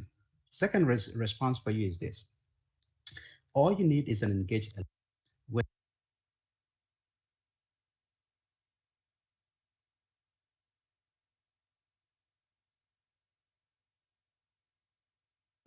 Pipi, can you hear Boniface? Looks like we have lost him. 90% of the people. Can you hear me? Now you're back. Sorry, I don't know what happened. What I was saying is the second response is that um, when you have an engaged electorate, that solves a lot of problems because if I can talk to my constituents and make sure that we are all on the same page in terms of what our priorities are, the MCAs, right? They don't want to lose elections. If 90% or 95% of the people understand where we need to put our resources, right? And the people know that, and the people and these MCAs know that that's where the electorate is, right? They are not going to go against that because they're going to lose elections. These politicians do not want to lose elections. They do not want to lose elections. So if all the people here are on the same page in terms of where I'm leading the county and telling us this is where we need to prioritize. We need to prioritize schools. We need to prioritize making sure that when you go to a hospital or a school that you are served and you feel like you're getting value for your money. These MCAs are going to respect that. They are not going to go and our issues has always been we have, let's say, leaders that are corrupt, and when you're corrupt and you have, you're doing some shady deals, these MCs are gonna say, you know what, it's our time to eat now because we can impeach you because we know you have some blemishes. But if you have someone who's clean, someone who's on the side of the people, they can play around with you because they know that they have nothing against you, right? So all you need is an engaged electorate. And so that's a cure for that question that you're asking. And I hope that answers your question. I see Juzani Kujuza Kono Ju. I don't know if Wanjira you've been answered. Yeah. Sorry, I think Pipi, before you invite Juzani Kujuza, I also have another question for Boniface. Boni, what is your track record in public service, private service? What has been your track record, and why do you want to be Governor Kiambu County? Thank you. That's a great question.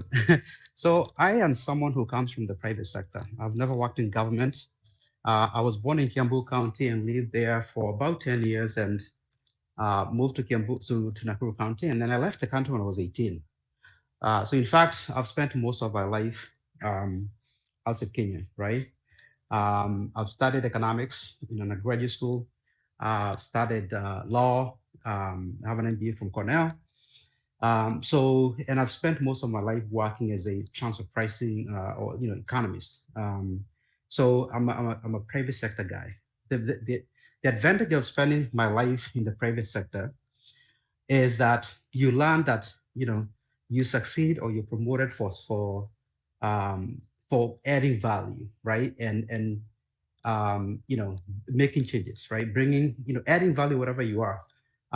This is something that we need because, like I was giving you an example of, when you look at how our money is spent by these people, you can tell that they don't have any common sense. There's no business sense. The only reason why someone can spend 10% of the budget on travel is that they don't have.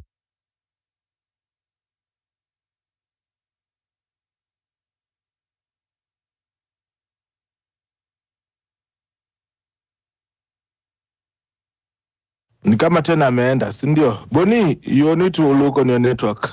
Check on your network, Boni. Check on the network, Boni. Okay, give me 1 second.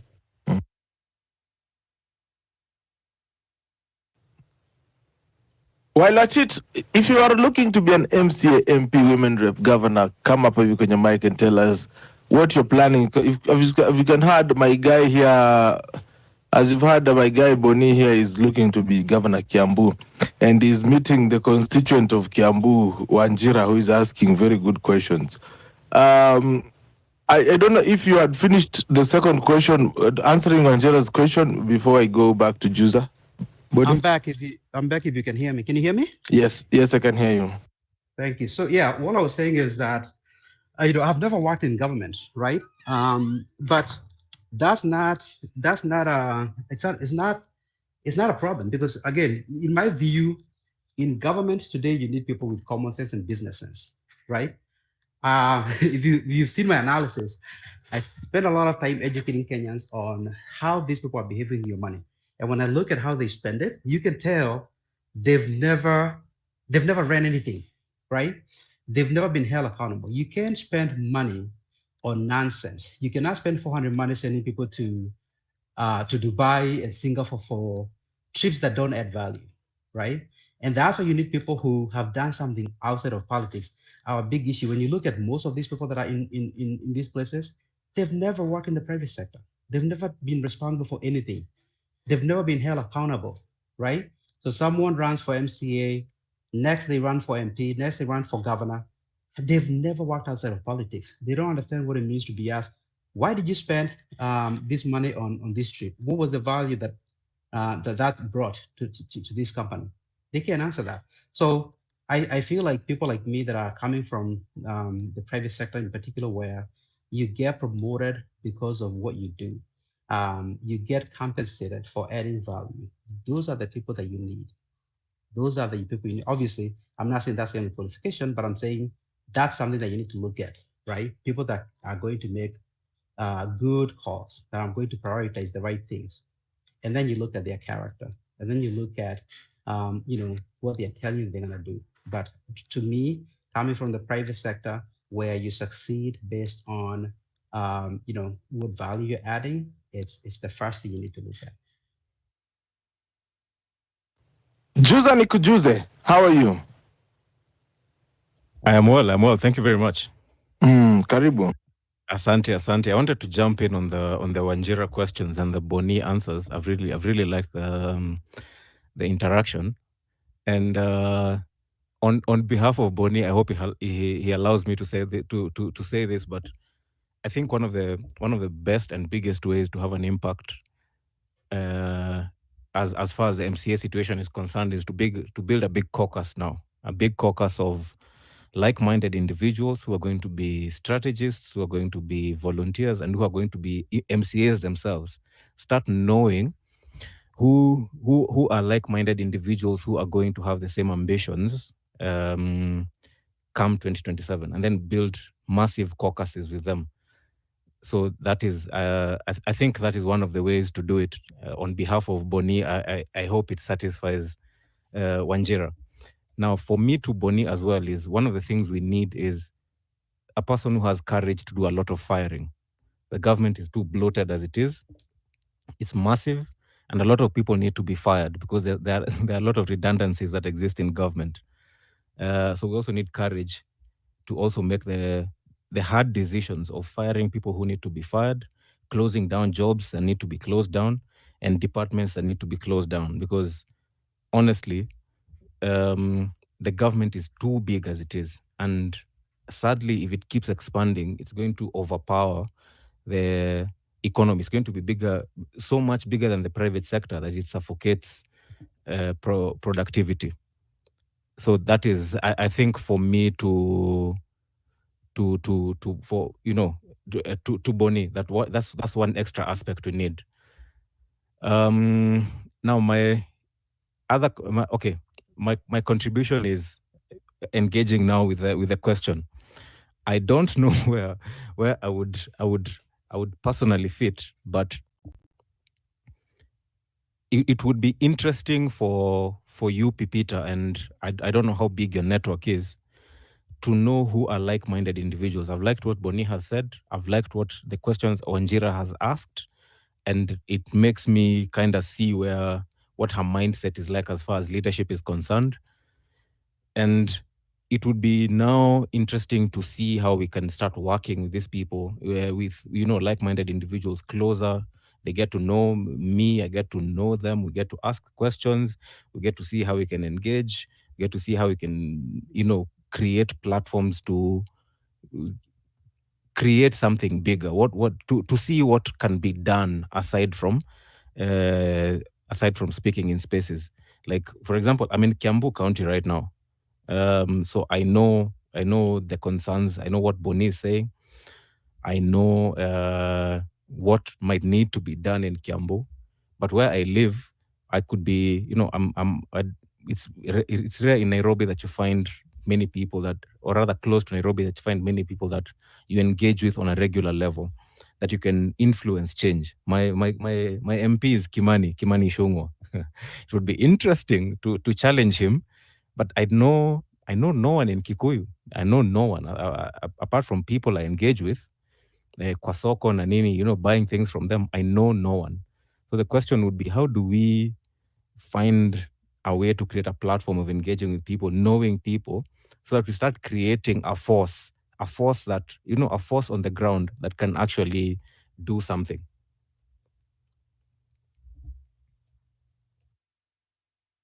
I have landed. Thank you. It's an interesting question. I'd love to engage on that and hear other perspectives on that. All right. Before we go to Boni, maybe get Wanjira too, so that you can just check both questions. Wanjira? Pipi, now, first of all, this is to Juzani Kujuze. I'm actually also from Kiambu constituency. My member of parliament is also Kimani Ichung'wah. And just the idea that there was a time that man ran unopposed, we almost didn't need to have elections in Kiambu County to vote for member of parliament because the man ran unopposed. It is now giving me sleepless nights. So actually, if Juza wants to get into a conversation and if he's looking for like-minded individuals, I am also from Kiambu constituency. We can, Kikuyu constituency. We can have a conversation. And then this question now is for Boni, and it seems he really wants to focus on the budget, and I am okay with that. That is his strategy, and I'd like to just hear more. Because the county budgetary process does not start, rise and fall at the word of the governor. It comes from the national level to the county level, the county assembly, the county executive, and all the necessary committees at the county level that go into the budgetary contribute to the budgetary process in a county. So it does not begin and end with the governor. So if he does manage to become governor of Kiambu County, how does he plan to influence, or how does he essentially hope to leave an imprint in the budgetary process? How does he hope to ensure that some of his strategies are implemented in the budget making process? For example, as far as cutting the 10% of county budgetary allocation that is going into travel, unscrupulous loans financing for cars and mortgages for MCAs, which is he seems to see as unnecessary. How does he hope to influence the budgetary process so that his own strategies can be implemented, so that work for the Kiambu people can be made? Boni? Yes, can you hear me? Yes, I can. So I hope you can hear me, right? Yeah. Yeah, so listen, so that was a very, very good question. If you look at any of our counties, right, what happens in the budget setting process reflects a lot about the philosophy and the ambitions of the governor. The governor is able to appoint people into his cabinet that set the agenda for the county in terms of where to deliver services, where to improve the county infrastructure, where to develop things like that. So when you're the governor, you can appoint people. That's the starting point of your imprint on what the county does. And so the second thing I would say is that the previous speaker talked about the issue that we have in terms of the people that are working in these counties. Kiambu is a place where, because I've spent a lot of time looking at hiring practice of Kiambu, many of the places that work in Kiambu, I saw one department where 75% of the people that work there never apply for a job. They work there, they never apply for a job. When the auditor traced for this particular department, when these people started working and when job advertisements were placed as required by law, they find out that many of these places or many of these positions were advertised a month after people started working. That tells you what? It tells you that Many of the people that are working in these places acquire these jobs illegally, oftentimes without any qualifications. And so the whole place is corrupt, basically. So my first order of business will be to make sure that we start afresh. I want people that work in these governments to make sure that they understand what their role is in that county. If you're working in the, for example, department that handles applications for example, development, your job is there to serve people, to serve citizens, to serve businesses. Your job is not to go there and use that office as a way for you to sort of extort people. So I will start with a clean slate. I will fire almost everybody, other than places where you absolutely can't do that for purpose of making sure that there's continued services. But I will fire the vast majority of the people, and I would start hiring people that reflect the philosophy that I'm talking about, which is what? Which is when you're working for the government, your job is to serve people.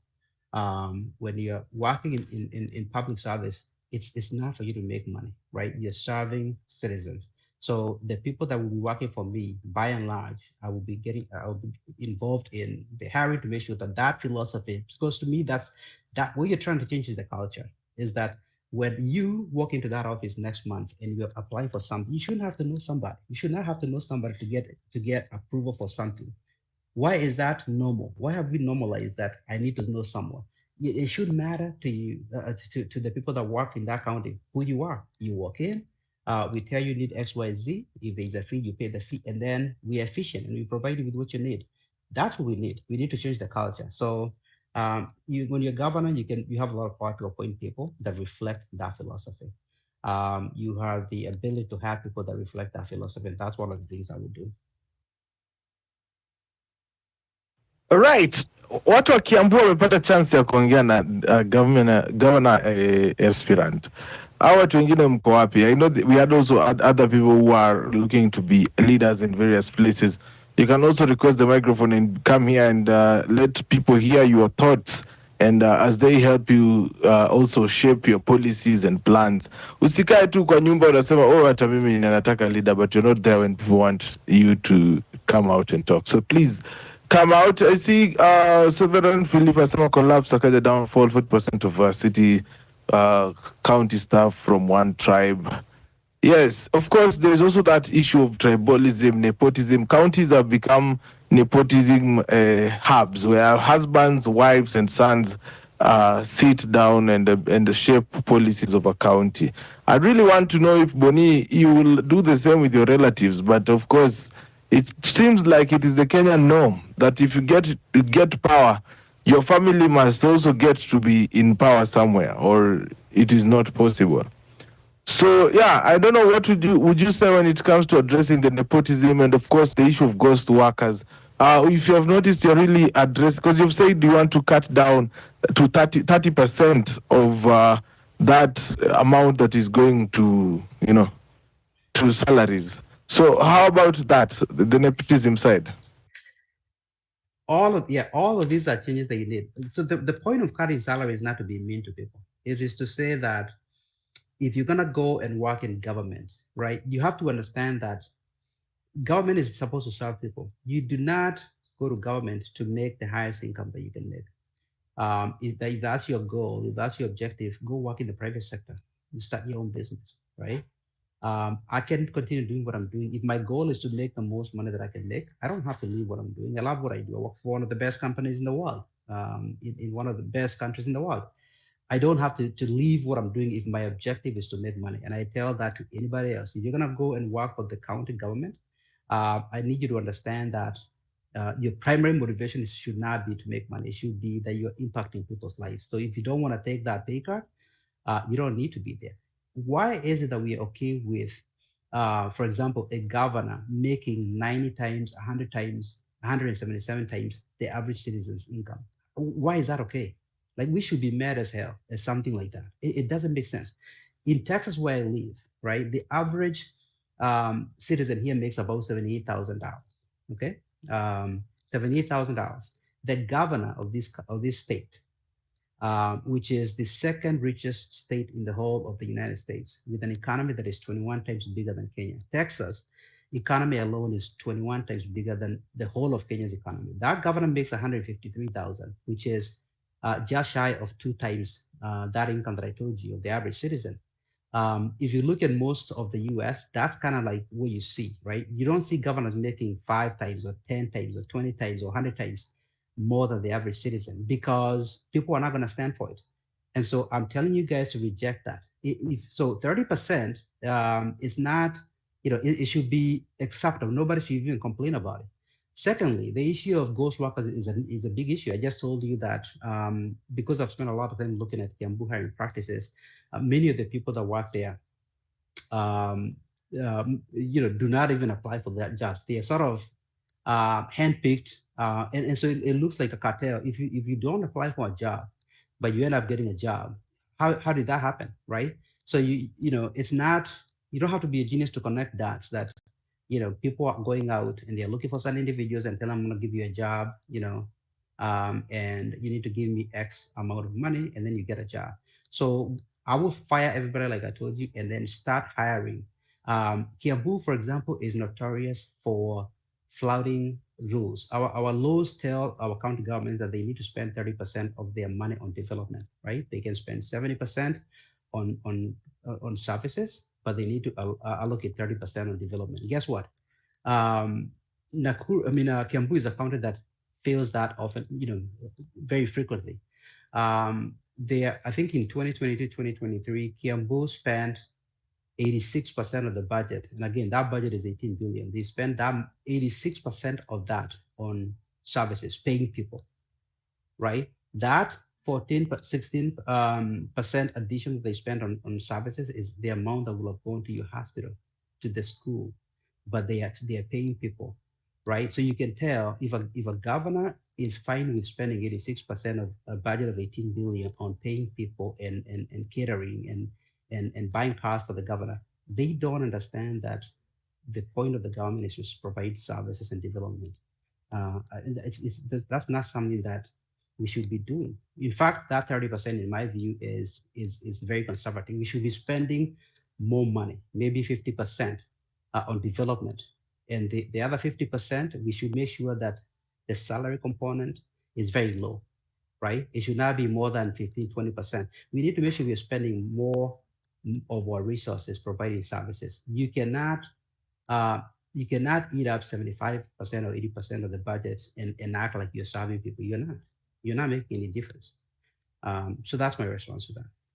All right. Thank you so much for that, Bonnie. That response gets us to about 19 minutes to the top of the hour. Social conversations, engaging topics on your phone anywhere. This is Home Run with PP. Today I'm asking the simple question, mbona mimi kwa kiongozi? Kwa sababu I ask people, wewe mnasemanga, we want to change our country. We can't change our country with the same people that are busy blowing it down. We need people who are different to do it. Are you the different voice? Come here, talk to us. Today we are giving you a chance to talk, and also the Mwananchi is asking you questions, fundamental questions on that. Karibu sana, hapa ni Home Run. Redemptor, habari yako? Redemptor, are you there? Thank you so much, Yes. Bonnie. Yes. Sorry, I was here. Sorry, I've asked for the mic mapema so that thank you for hosting another day so that I ask Bonnie a question, more a submission and a question.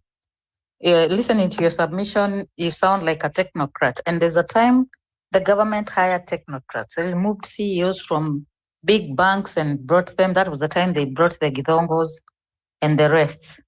I feel like there's an element of entering and making enemies. Like when you promise I will fire, like that's a statement.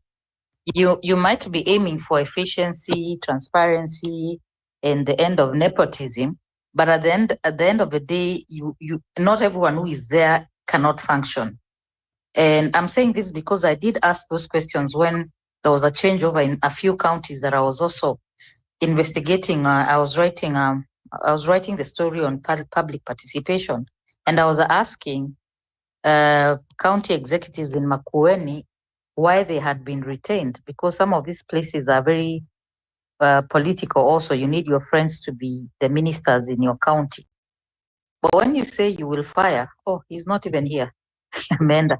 When you say you will fire this, you will fire that, it means that everyone is now the enemy and incapable of delivering the dream that you have for the county. So is that a good place to start? So I feel like people who are very technical will deliver when it comes to the projects and budgets and the economic side of a county. But there's also the social aspect of a county. And anybody who is aspiring to be a leader in Kenya right now, the starting point, I would say, because I really, really do pray for a new Kenya where politicians are not bought for a small price. But I feel like if we do not spend energy studying the voter and the person you're going to serve, you'll come offering like what NGOs do. They come to a community and they want to say, I have a solution for this, I have a solution for this. Before you look back, you've lost everyone. I mean, the biggest example that is always given is the white man who came to a community and found they had no toilets and put up great toilets and came and said, I hope they will be as clean as I have left them. When he came back, they were clean, all right, because they had never been used. So it's an example that is given that before you come and offer super solutions to a community, find out what is working. Because I don't even believe in the employment and even in the employees, everyone is not working. So I was impressed in the case, I think, of Makueni. I found they had not fired a lot of people, the technocrats, because there was a new governor in town. So when you're seeking leadership, if you are one of the people seeking leadership, my appeal to you is that look at the social aspect of politicking. Yeah, when you say I will fire, ghost workers, I will fire, you already enter and make enemies. And I think we are trying to find allies in changing Kenya. So in as much as I don't see anybody else, there's a lot of enmity going on. It was people being pitted us against them.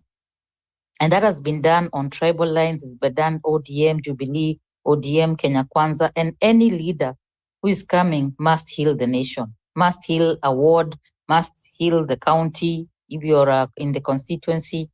And also we need to start talking about leaders who would say, would you be an MP without CDF? Then we can, because I keep saying this thing is so huge when we look at it from the ivory towers. We need to go back to mashinani. So those are my submissions. And just to wish everyone, someone is saying we shouldn't just come to space to talk. Honestly, spaces are for talking, and they are for therapy. But when it comes to real think tanks, you listen to people, listen to how they are reasoning, find out where they represent, and then mukutana you may attend. It's a very healthy way of us doing something new in Kenya in terms of campaigning, making strategies for a better country. Those are my submissions. Asanteni. Asante sana, Redemptor. Of course, spaces are for talking. Yes, spaces are for talking. So let us talk. Kwa wale wenye anataka kukua viongozi, this is a chance for you to come here and tell us what are you bringing to the table. Wanjira, I like your way of debating. Yeah? Naona swali umeuliza Boni hapo ya kwamba what are the neediest areas in Kiambu County, Boni? You want to know if he knows, right? No, ama kwetu ni mtu anakupiga chenga. I like that. That is how we should be asking questions to our leaders. Anyway, thank you so much, Redemptor, for that. I think Boni will be back in some time. But leaders, wale nyataka wakuja tuongeleshe. Imagine if this for the first time, Home Run with PP is letting you, a leader, a politician, to come and just talk. Bila kulipa pesa yoyote, just free. For you to come and talk to your electorate. Wakulize maswali. How are you doing, Maggie? Hello, everybody. Hello, thank you, Sir Peter. I've just been listening. I hope you can hear me. I can hear you, but from afar. I think you're on Bluetooth or something.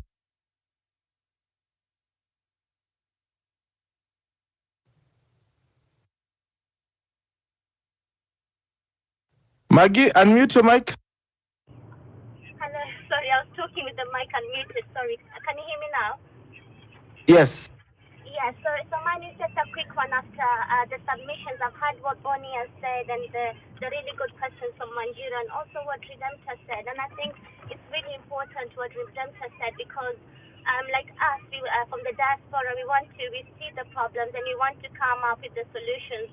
But I think you need to realize it's the system. Some systems that are broken. It's not really the people who are working in those systems, like what she was saying. So coming in, like I totally agree with what Bonnie was saying. There's some people who need to be laid off, but I think coming in with that mindset of getting rid of anybody, I think that would, to be honest, that will sort of isolate the movement. So I do feel like we are in the right, like we're burning for a solution for our counties. Mine is I'm from the Taita Taveta County, and we see the problems in Taita Taveta. You see the hard exploitation.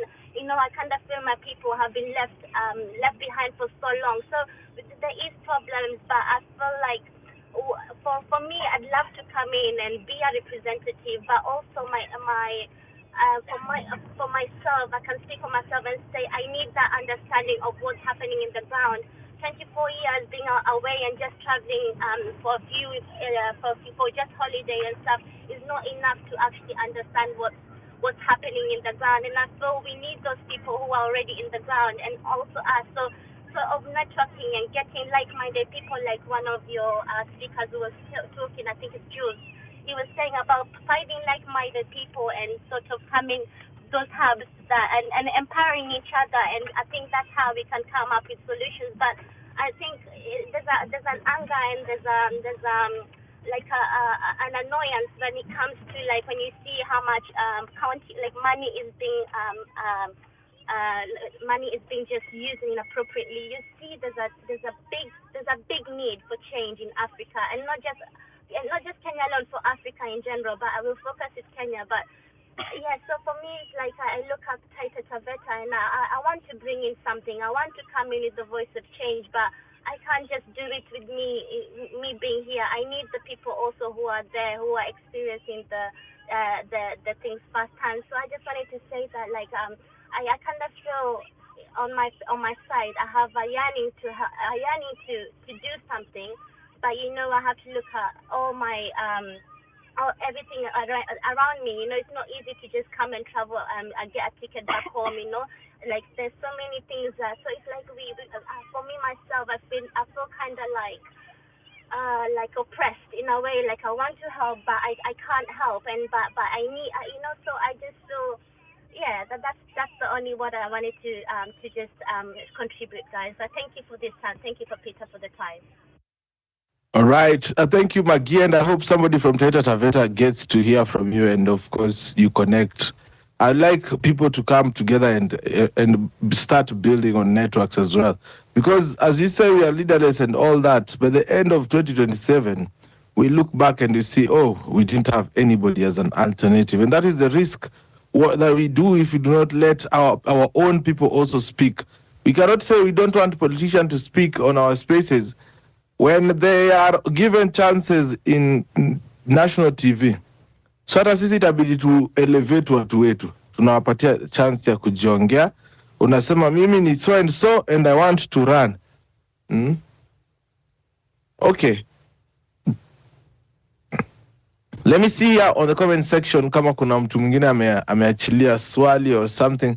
But yes, ladies and gentlemen, this is Homeland with Pipi, and thank you so much for being here. Kiambu County imekuwa one of those counties may realize that they have never re-elected a governor. They've been bringing in new.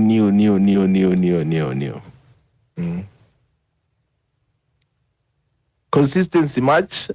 Edwin Makotsi said earlier on, I represent a large number of people na sio ati hatutaki kuvote, but if things will change, I don't have a problem waking up kuvote. Since nipate my ID, sijakosa kupiga kura, and I hope sitakosa. So that was us earlier on talking with Edwin about the essence of voting, and he had said he himself does not see the need of voting. Juza nikijuze, are you going to be voting ama pia unaona hakuna haja ya kuweka kura?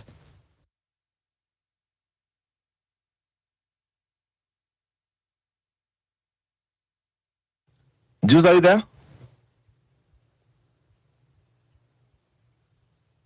Okay. Wanjira.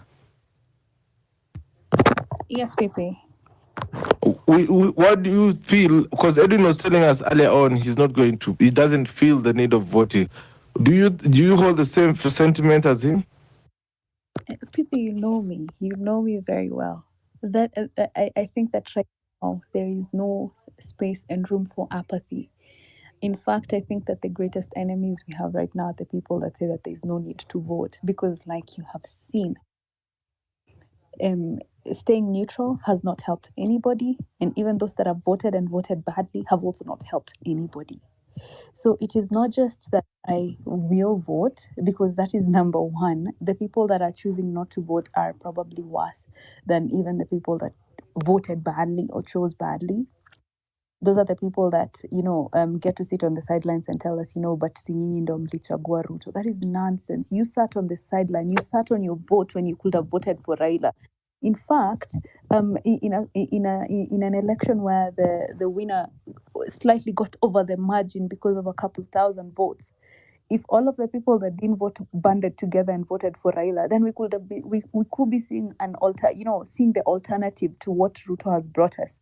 So sitting on the sidelines and telling us that vote does not help anybody. There is no time for apathy. There's no time to say, but what can my vote do? Well, your vote can do away with Kimani Ichung'wah, who, will chest thump and tell us they will pass the finance bill whether we want to or not. That is what your vote can do. So I do not stand with the people that say that they will not vote. In fact, for me, it is not just voting, it is now voting with my head.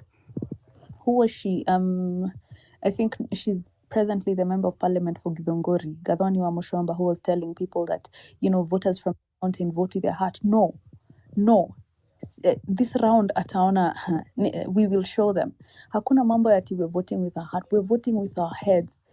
Starting with her, who voted in mambo ya SHA, and she admitted that she did not know what SHA was, or what SHIF was, or what that shisha was. She did not know, but she voted it in.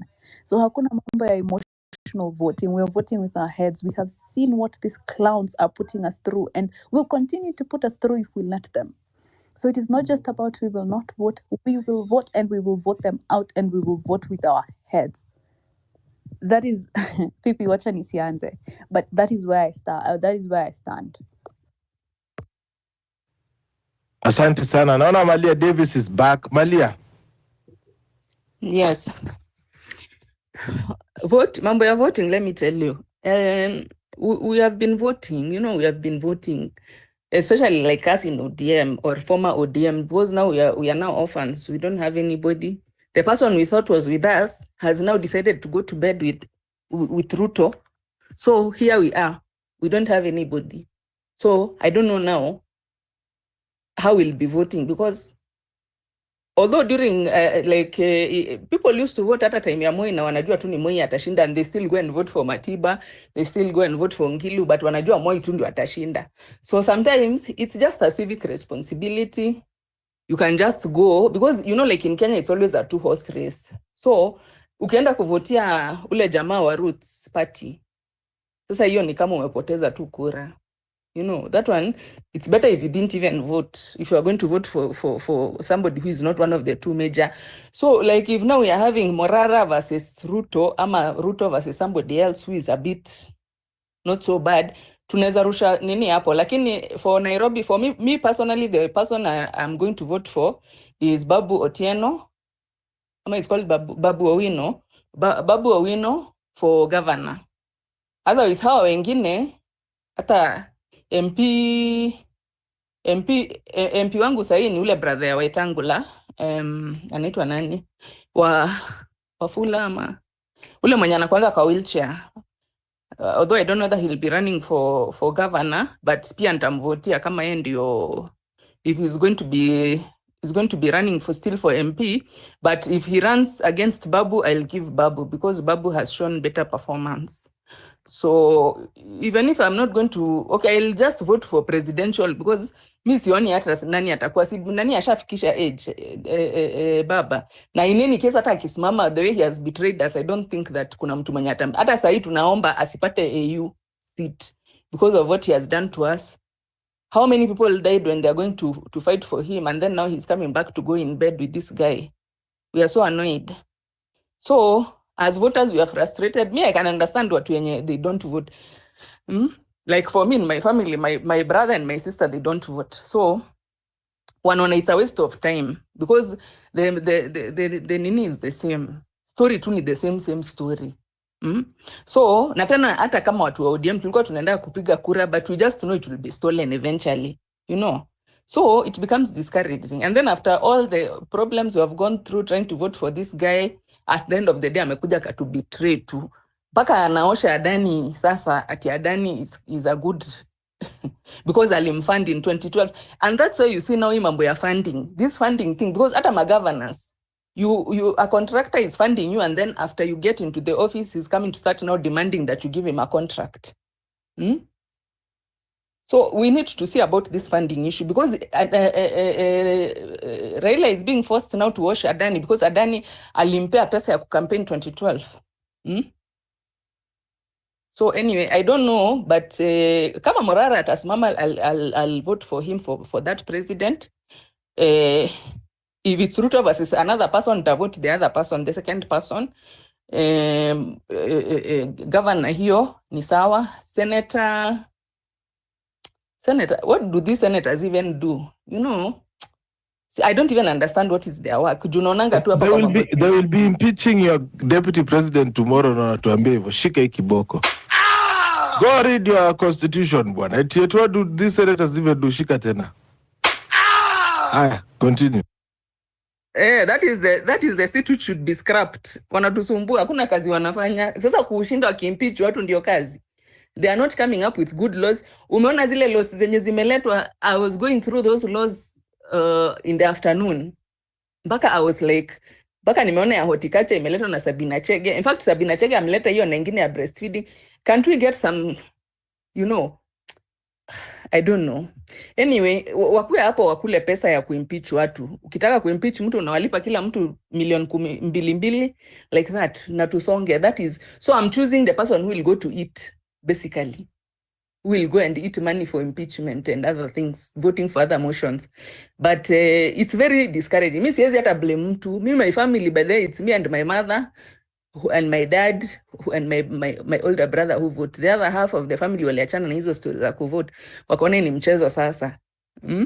There's nothing they are gaining from it. Unavotia mtu, unasimama hapo the whole day kuvotia mtu. Sasa kama Pasaris, what has Pasaris done in this Nairobi?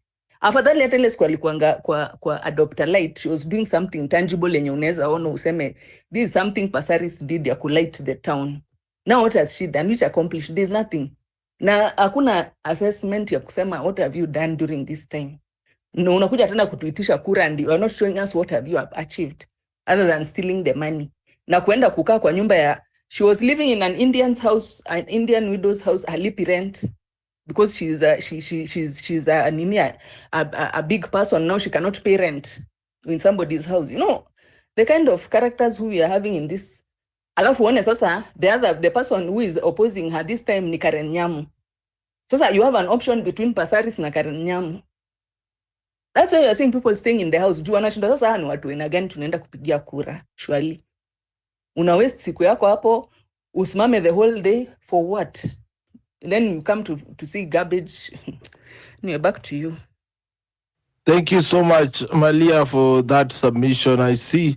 Lakini nilikwambia kwamba senators, ukisema senators wako useless na wao ndo wanaenda kutoa Rigathi. Remember tomorrow wale wenye wanapenda kutusikiza tukiwa kazi we'll be here streaming that Senate proceedings as well. Ndo wale wenye wanatusikizanga through earphones wasikuwe wanasumbuka nayo. So yeah, I have already mentally prepared myself for that. Yeah. Make sure you show up tomorrow from around 10 a.m. Let me just check the schedule of the Senate proceedings. That will help you, maybe you and the people who don't understand the role of the Senate in the country, to know what they will be doing. Of course, it will start at 10 a.m. 10:30 a.m. There will be preliminaries.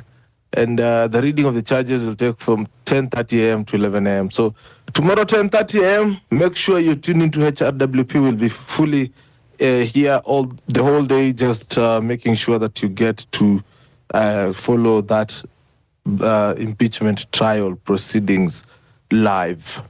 Tabidi tutumie PBU. Yeah. Your parliamentary broadcasting unit, that one. I'll use the clips from there. So anyway, we'll be listening to that. The impeachment of Rigathi, of course, we always have an evening chat after that. So tomorrow is those days that I pull 14-hour shifts. Yeah, just because of home run with PP, so that we can also get to understand what is going on in our country in the raw and most easiest way possible. Redemptor, you back to the mic? Yeah, sorry, Malia has brought me back to the mic. I think I need to keep emphasizing that there's some people are calling it a disruption world over of status quo. That's why PDD got away with so many things.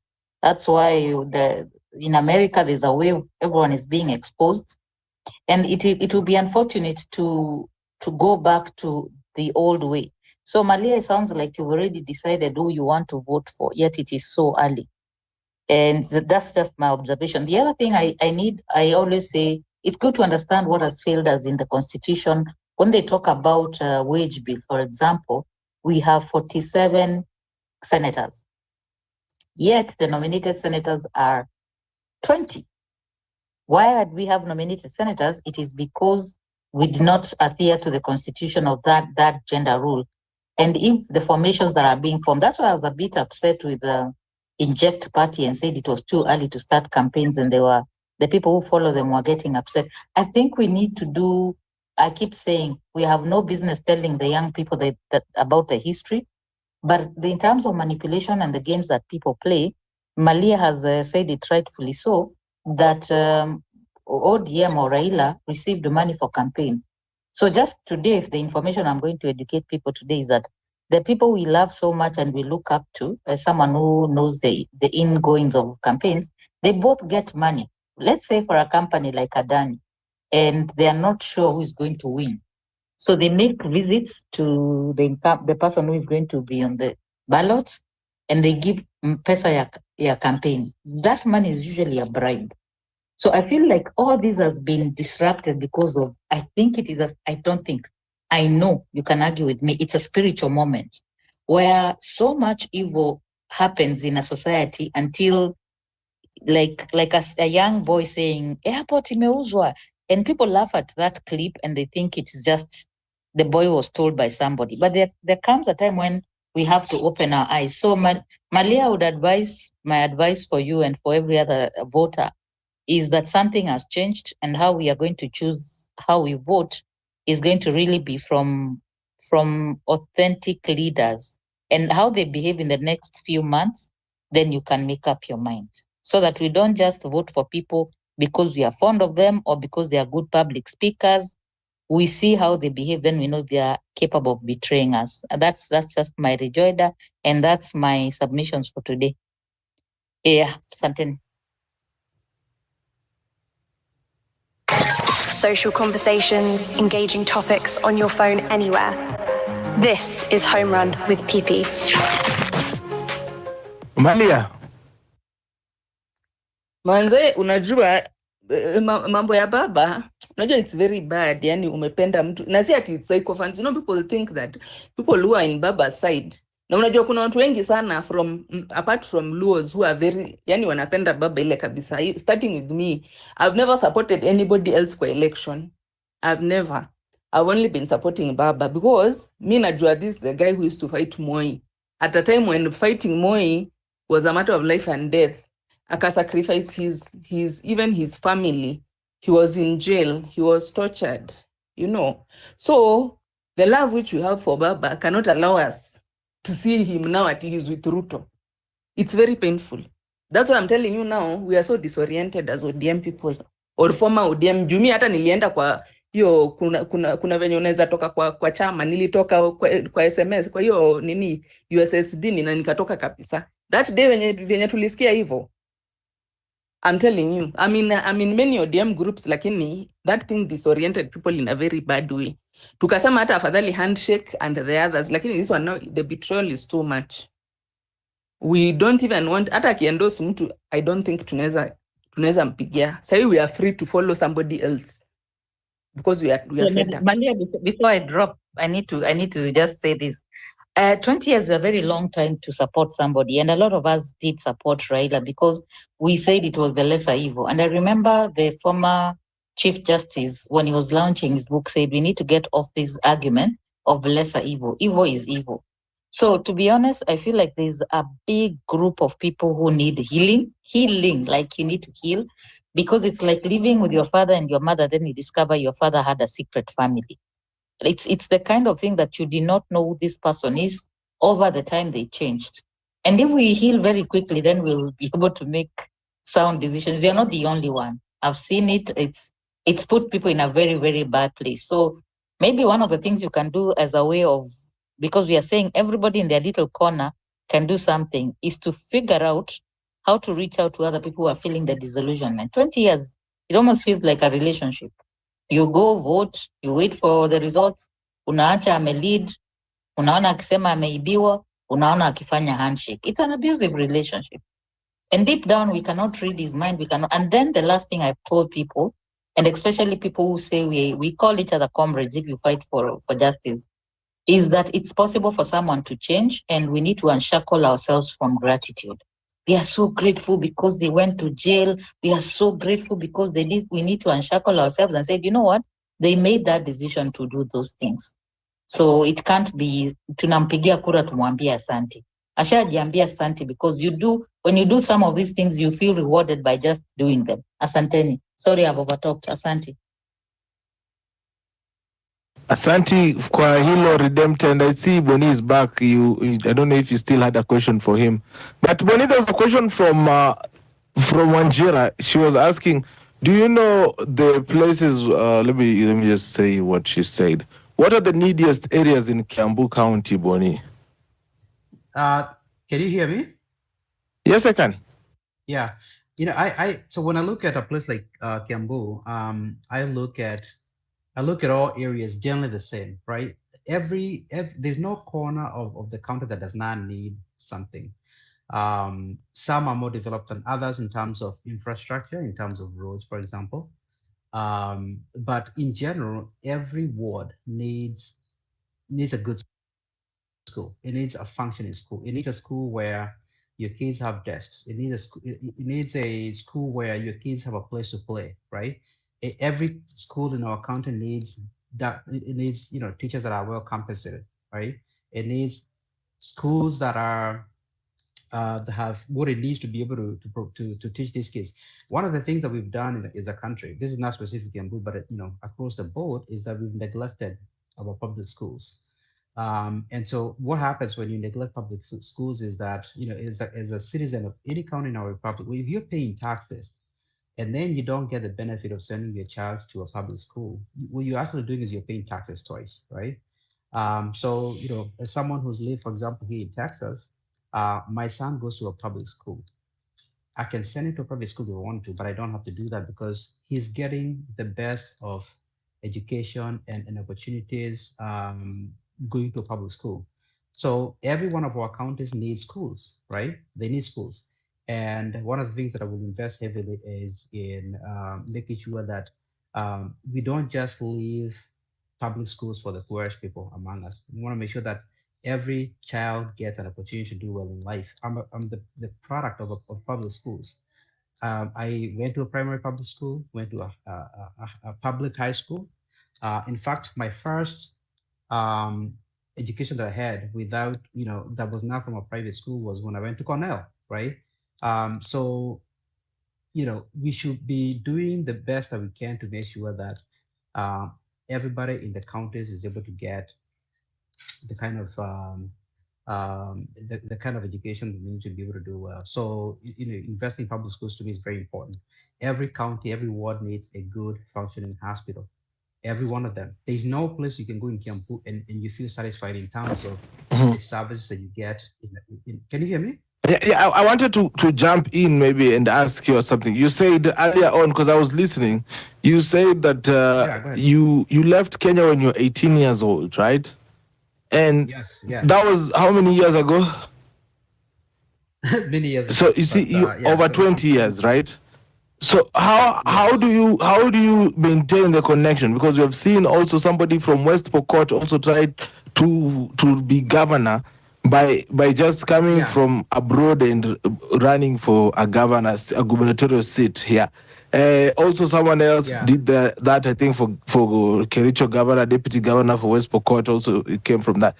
There is also that connection from the diaspora to Kenya. But how do you now talk to the citizen of Kiambu to make them understand that, okay, hi, I'm Boni, left Kenya when I was 18. I still understand what you're going through, except for the visits, of course.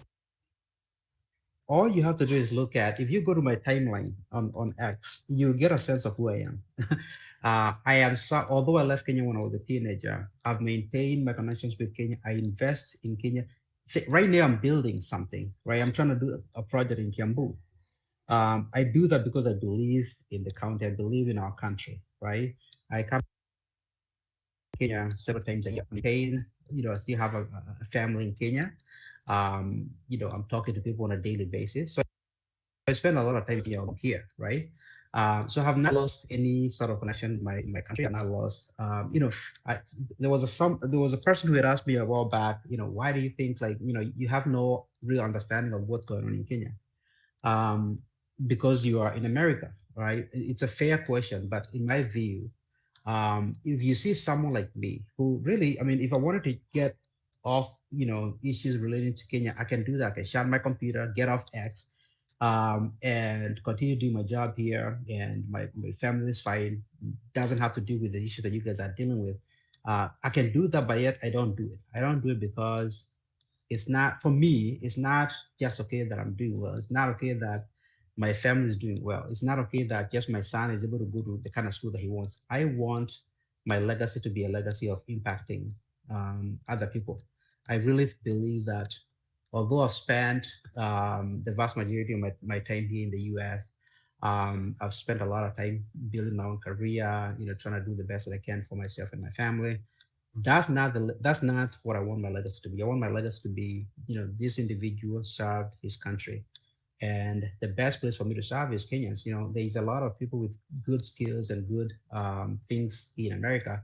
I want to use what I've learned. I want to use my experiences to serve Kenyans. I just feel like we have a shortage of good, honest leaders.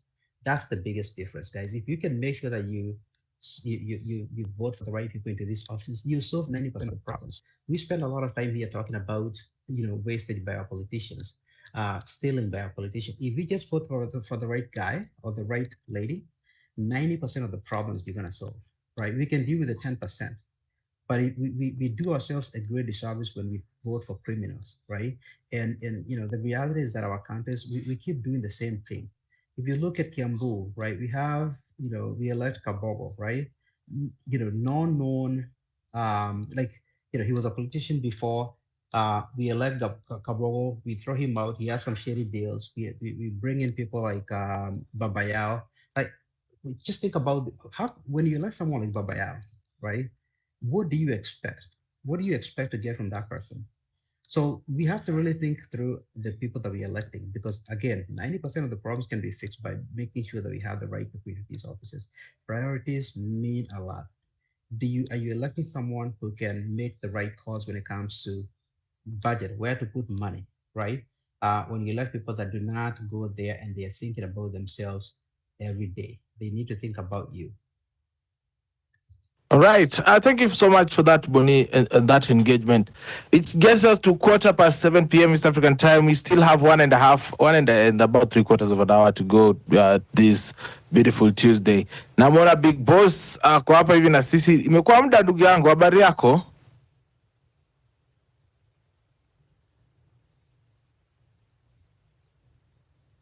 Big Boss, mambo? Ama nisikia tayari. Nilikuwa sikusikii pipi katika hiyo sekunde 1, 2, 3 sikusikia brother. Lakini uko vipi? Uko vipi lakini? Hope umenipa nafasi. Ndio nimekupa nafasi. Shukran sana. Na kwa hii nafasi tumia hii fursa kusema umrejeshea Mwenyezi Mungu asante. Manake familia niliacha humu na nimerudi nimeikuta. Kipindi cha wiki 2. Majuma ambayo yamekuwa mazito sana upande wangu. Manake moja kati ya mtu kwa maisha yangu naweza sema ndo nguzo, ndo mimi kusimama, Mwenyezi Mungu kuamua kumpumzisha. Mambo ni mengi kaka, na baadhi wale wazee wangu ambao nilikwambia katika kikao cha mdahalo kama huwa niko nao bampa tu bampa, na hata leo wamenifuata wakaniambia, bosi, tuna miss Pipi show bana, butu connectie kama kawaida, turudi kwenye hewa, manake ya kupita yashapita, maisha yataendelea. Nimefurahi kukuta familia iko pale pale, na utaniruhusu kupita hii, nayo utaniruhusu nimsalimie mmoja ya dada yangu mpendwa Renishi. Renishi, nimekusalimia dadangu. Na vipi pia nimefurahi kukuta unasukuma gurudumu kama kawa, hatuchoki.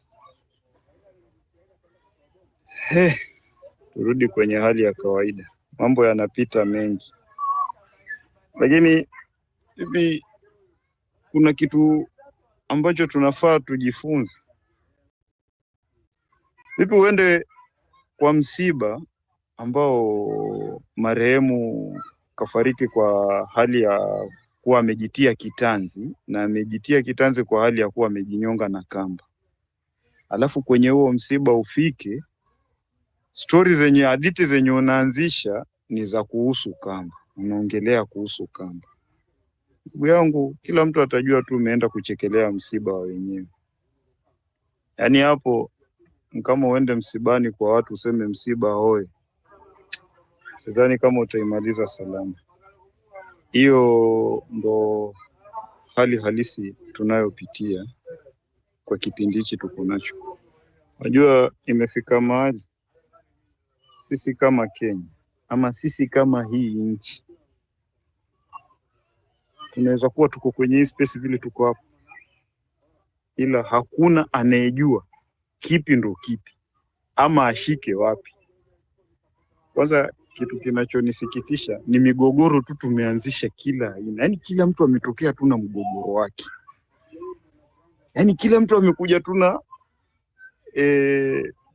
mwendo wake tu, yani wa kuotoa watu kwenye reli, ili mradi tu kuna mambo yapite. Ni masikitiko. Alafu sijui kwa nini baada ya sisi watu wengi ama sisi watu ambao tunajikuta tuna akili razini ambao tumepewa na Mwenyezi Mungu, kuna vitu hatuoni haviendi sawa, ila hatuongei, na nafasi tunayo. Nakushukuru wewe unawapa watu nafasi hapa waongee. Lakini ajabu pia watu wanaogopa kuongea bwana. Watu wanaogopa kuja kusema kinachojiri.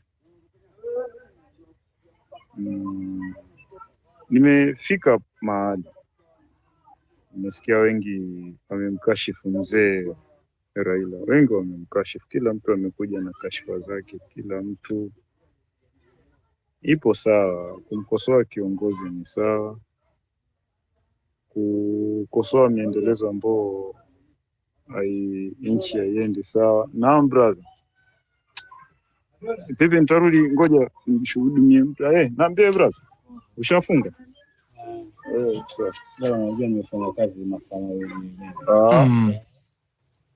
Big Boss, Big Boss atarudi hapa hivi kutuongelesha in a few. Wanjira, I see you coming back. I don't know if you had something to add, like a rebuttal or something.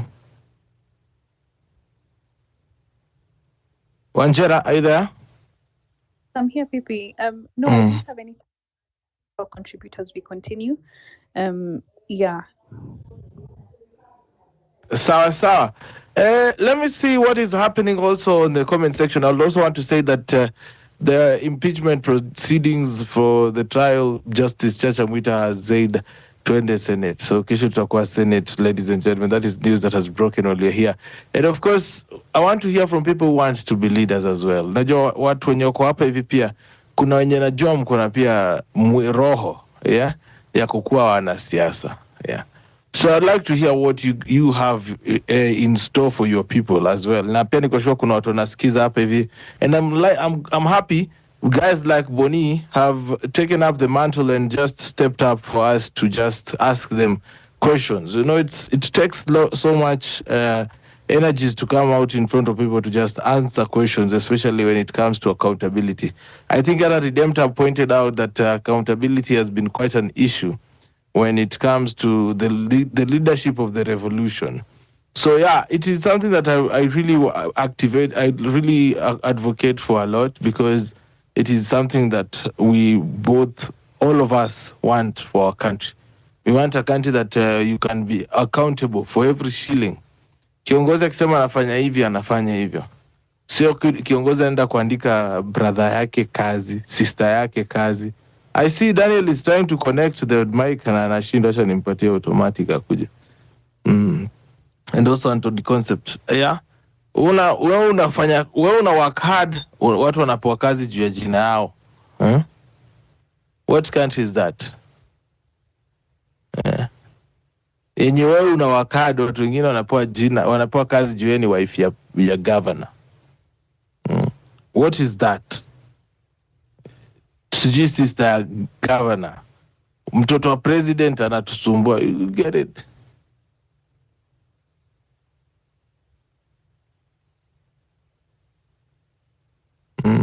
Wanjira.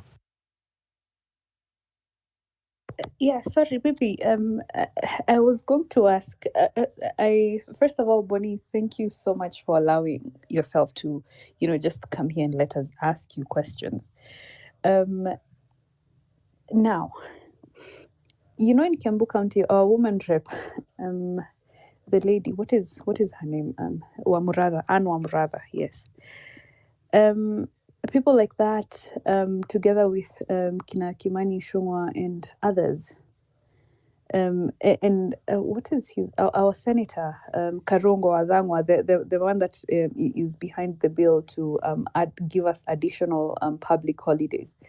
I think that we have contributed a good number of clowns to this nation from Kiambu County. I'm not proud of it, but a good number of clowns.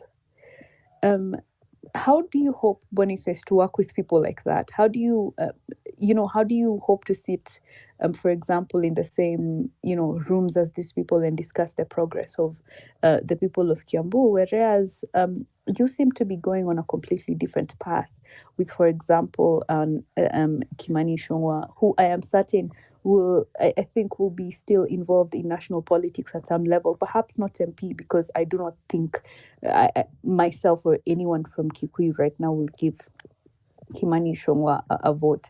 But how do you hope to work with clowns such as those and still demonstrate to the people of Kiambu that you actually are serious, you have a vision, and overall you have the last word essentially as a governor, because the buck will stop with you?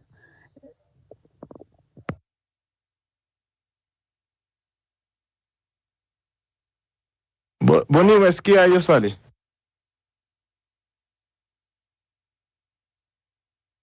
Can you hear Boni Wanjira? Thank you so much for the game. Oh, yeah, you're back. Continue, Boni. I hope you can hear me. Yes, we can. Can you hear me? I mean, look, I talked about, yeah, thank you. I talked about the fact that, I come from the private sector where you meet people from all sorts of backgrounds, different knowledge, right? You're supposed to help set vision. You're supposed to help set the tone, right? Which is what I've done in my career.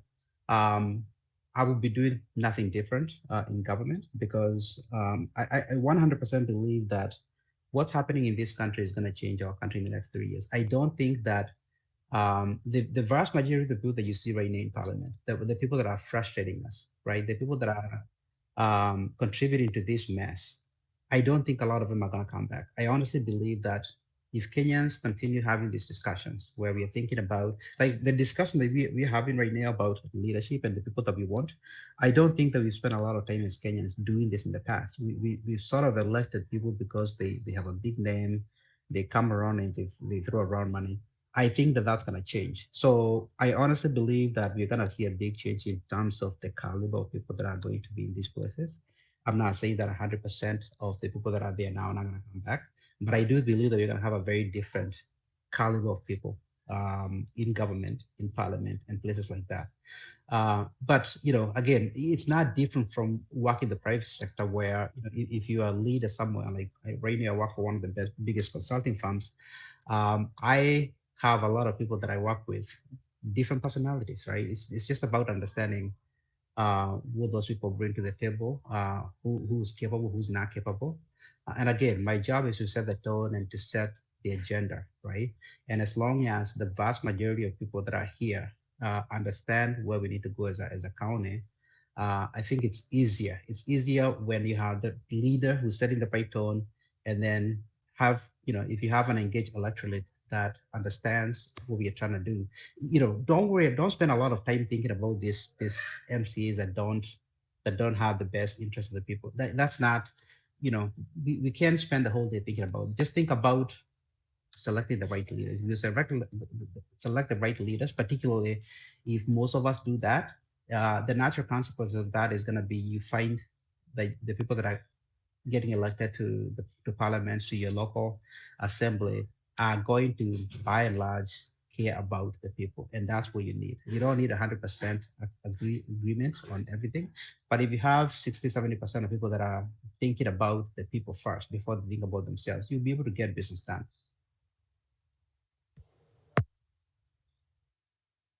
Anthony Concepts, habari yako?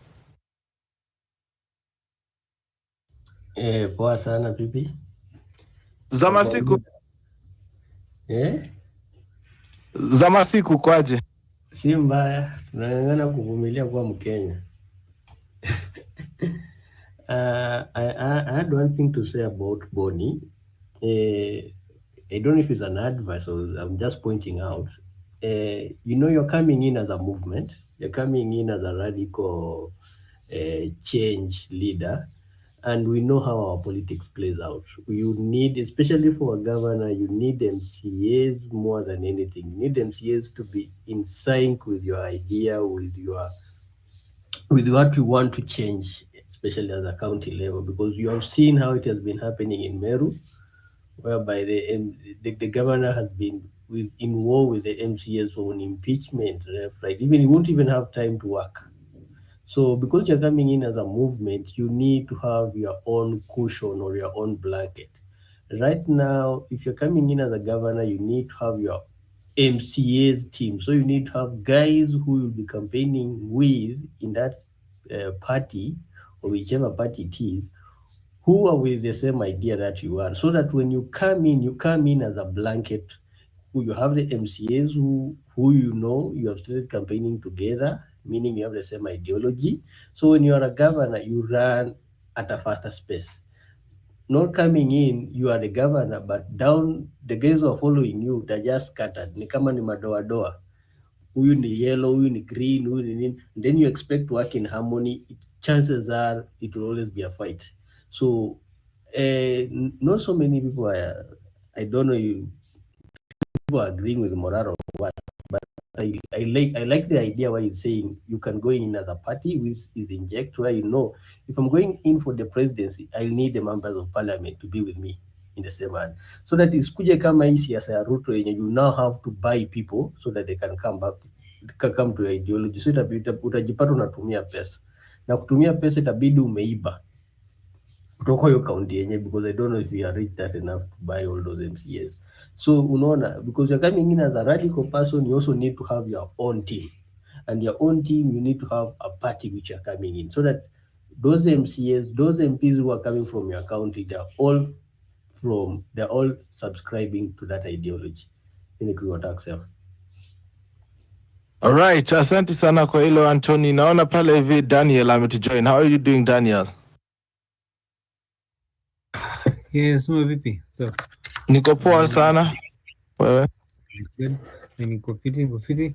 Yeah, I had to join in that conversation about voting. Yeah, I think sahi mtu anazima aendi kuvote. Hiyo tunafaa tumshike tumrushe kwa ice bucket. Alafu tumpatie vyombo aoshe. Because sahi with all the shit that we're seeing, afu useme utavote, tutakuamsha na maji asubuhi.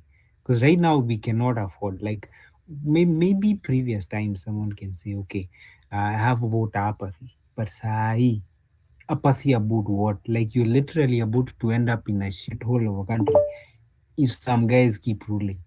And the way they are like consolidating everything, because the guy is consolidating power, because I think in his mind he thinks he believes that his power will come from the politicians, not from us. So he's consolidating his numbers around them. He's gonna pay them. He's gonna do everything in his.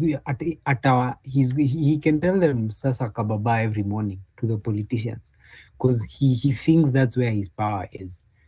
But we need to show him something different. We need to show him that his power does not lie with that political group of like 400 people, because they're not even many. It's like 400 people. Like because that's where he thinks his power is. Right now, I think even deep down, everybody can see that there's a huge change that's happening. Before, yes, it was true. Power largely lies in Kenya with the politicians. But everyone can see right now, because even the politicians are confused. If you saw how Keheka was completely confused, like the guys in when that meeting they were with Sudi, like everyone was confused, where everybody was so pissed off. I think even the politicians, I see Boni here. So obviously, if he doubles in politics, he has some connections. He can talk to some of them. Those guys are completely confused. Like they cannot be able to wrap their heads around the fact that they are actually not as powerful as they thought. In fact, the people they thought were stupid and they would do like push them around with petty unawatumia unga. Imagine guys used to be given unga ya ugali, and then you go vote for the guy, and they're realizing that there's a huge it's and somebody said it's the entire continent. It's true.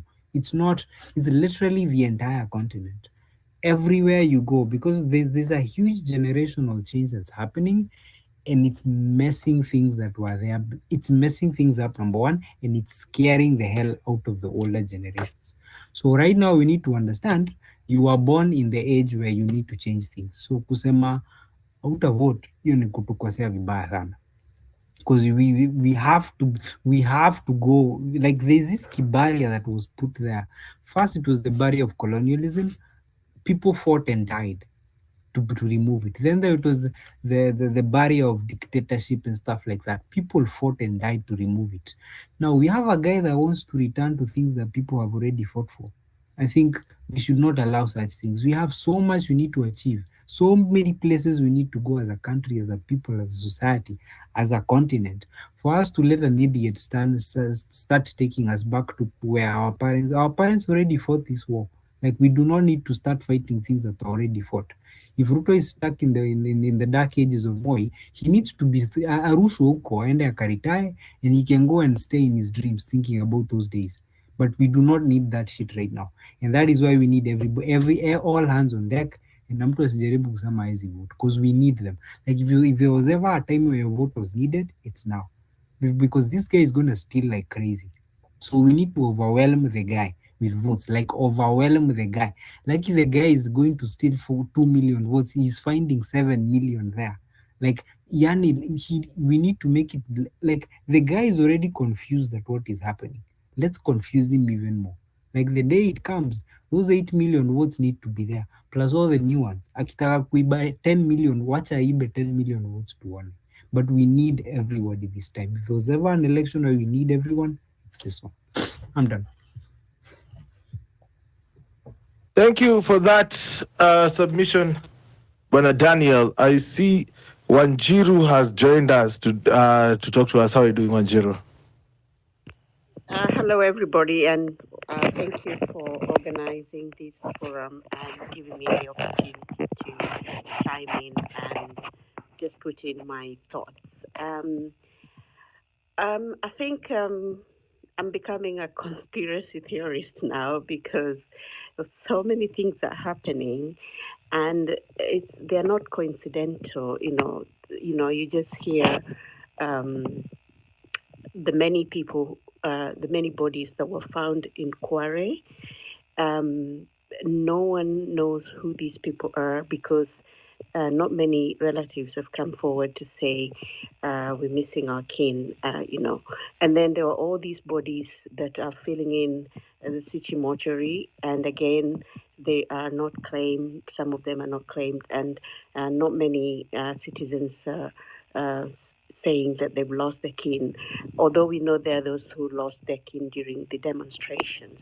But there are bodies, popping up in places, and we don't know who these people are. And then now we hear that booklets for birth certificates are disappearing. And then we know that for our young people, finding, or getting an ID has become such an uphill task. So my question is, why is the government not issuing ID to its own youth? And why do we have so many, foreign people in Nairobi? I hear, there are many people from the Burundians, the DRC, and all these people are in Nairobi. They come in just to, try and make a living. But my question is, are these people going to be issued with IDs and then registered as voters and then be used to, sanitize Ruto during the next general election? And then who are these people who are dying in Nairobi? Who are these people and where are they coming from? So that is my question. I've just been wondering what is going on, because there is something going on, but I don't know and I can't put my finger on. But I can see there's so many coincidences that popping up, and it's for me it's not adding up. Why we have so many bodies even during the post-election violence. We didn't have the city mortuary filling up, but now we hear, they have nowhere to put more bodies, and bodies are being collected everywhere. Police are just saying, we have bodies, we need to put them in the mortuary, but there is no space. And then, we see bodies being thrown in quarry. We see mass graves in Kitengela. So what the hell is going on in the country? I just cannot understand what's going on. But I think maybe we heard of Shakahora that went on for too long.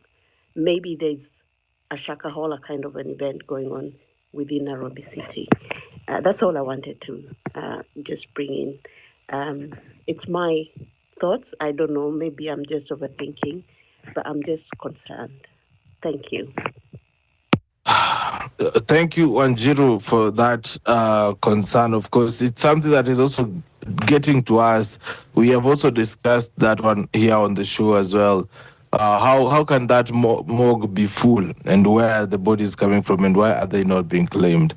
So many questions, very few answers. Of course, it has been the order of the day.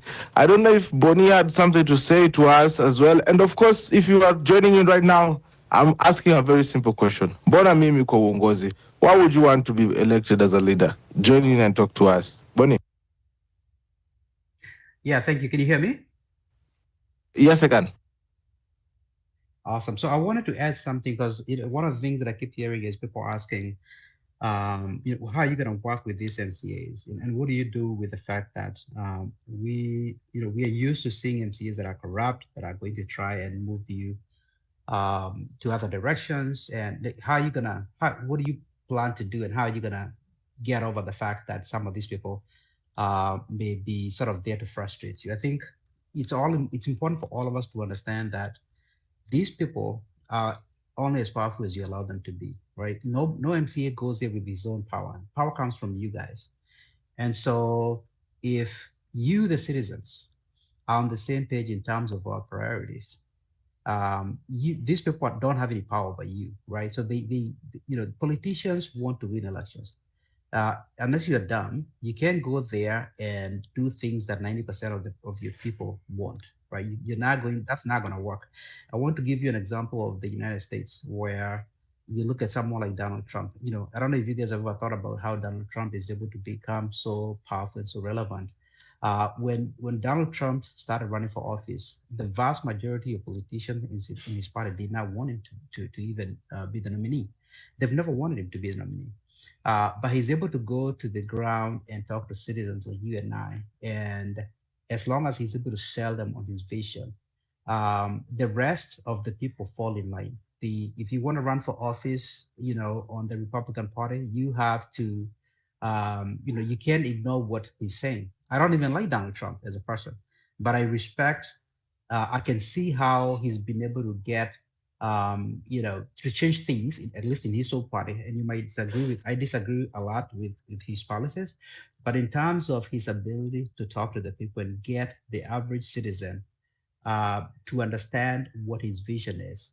These leaders, if someone is a congressperson or senator, they fall in line because they know that he's managed to talk to the every citizen and sell his vision to them. So for me, my job is to talk to you guys and make sure that you guys understand where I'm trying to take us. And as long as you sign off on my vision and my ambition for the county, the MCAs are gonna fall in line, right? They're not done.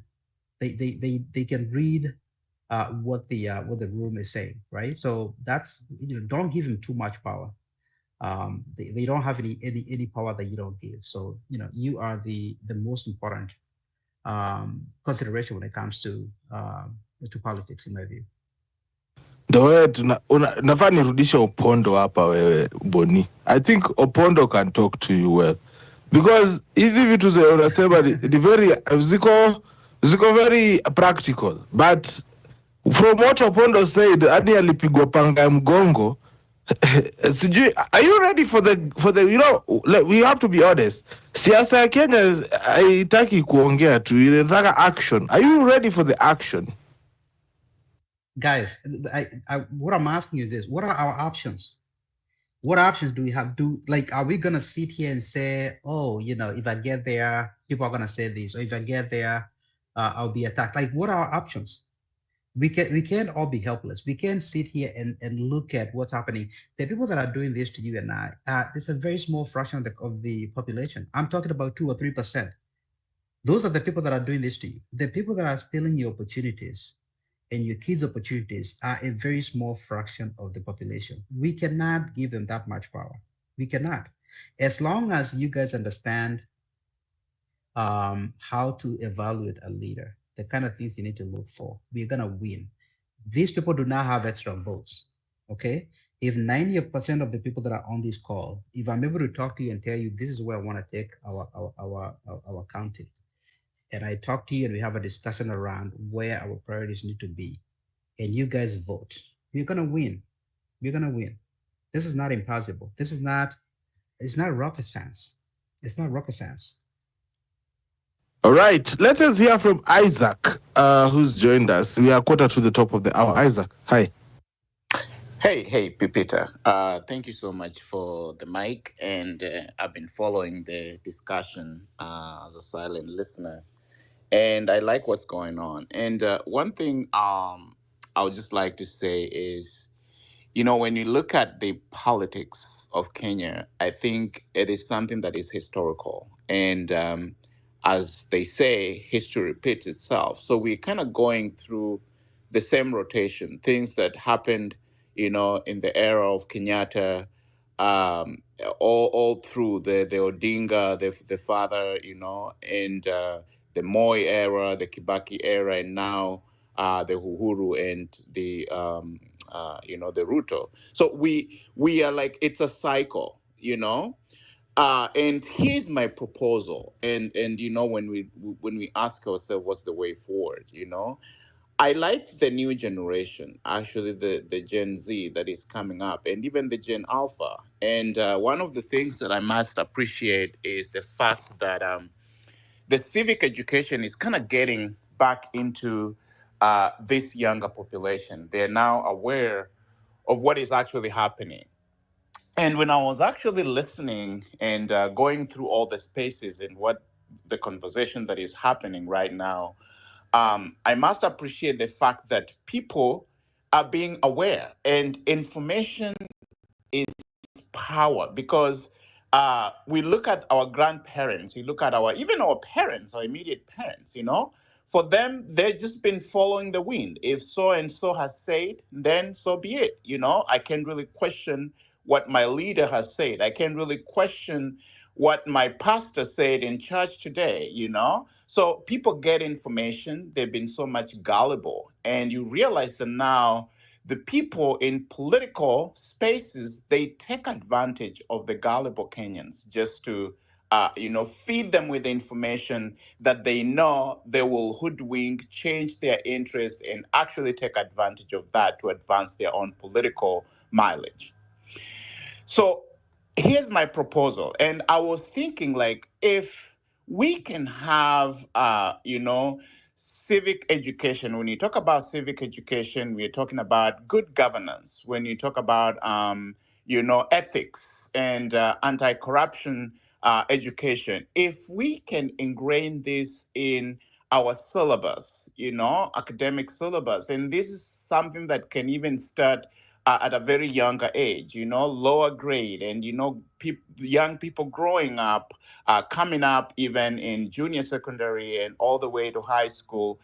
This is something that can be indoctrinated, and I'm using the word indoctrination on purpose here, because if we can bring up younger generation who are self-aware of their country, the needs of their country, right? What good governance involves, what corruption is, and how we can actually end this corruption. I think this will be a beginning of actually transforming our country.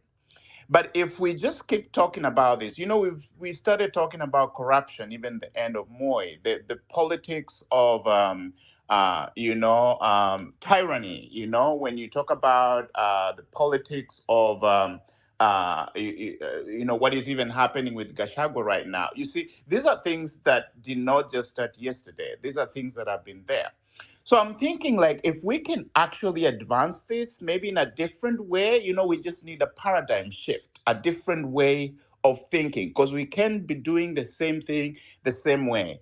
And you can see when Gen Z came up, they tried to take a different course.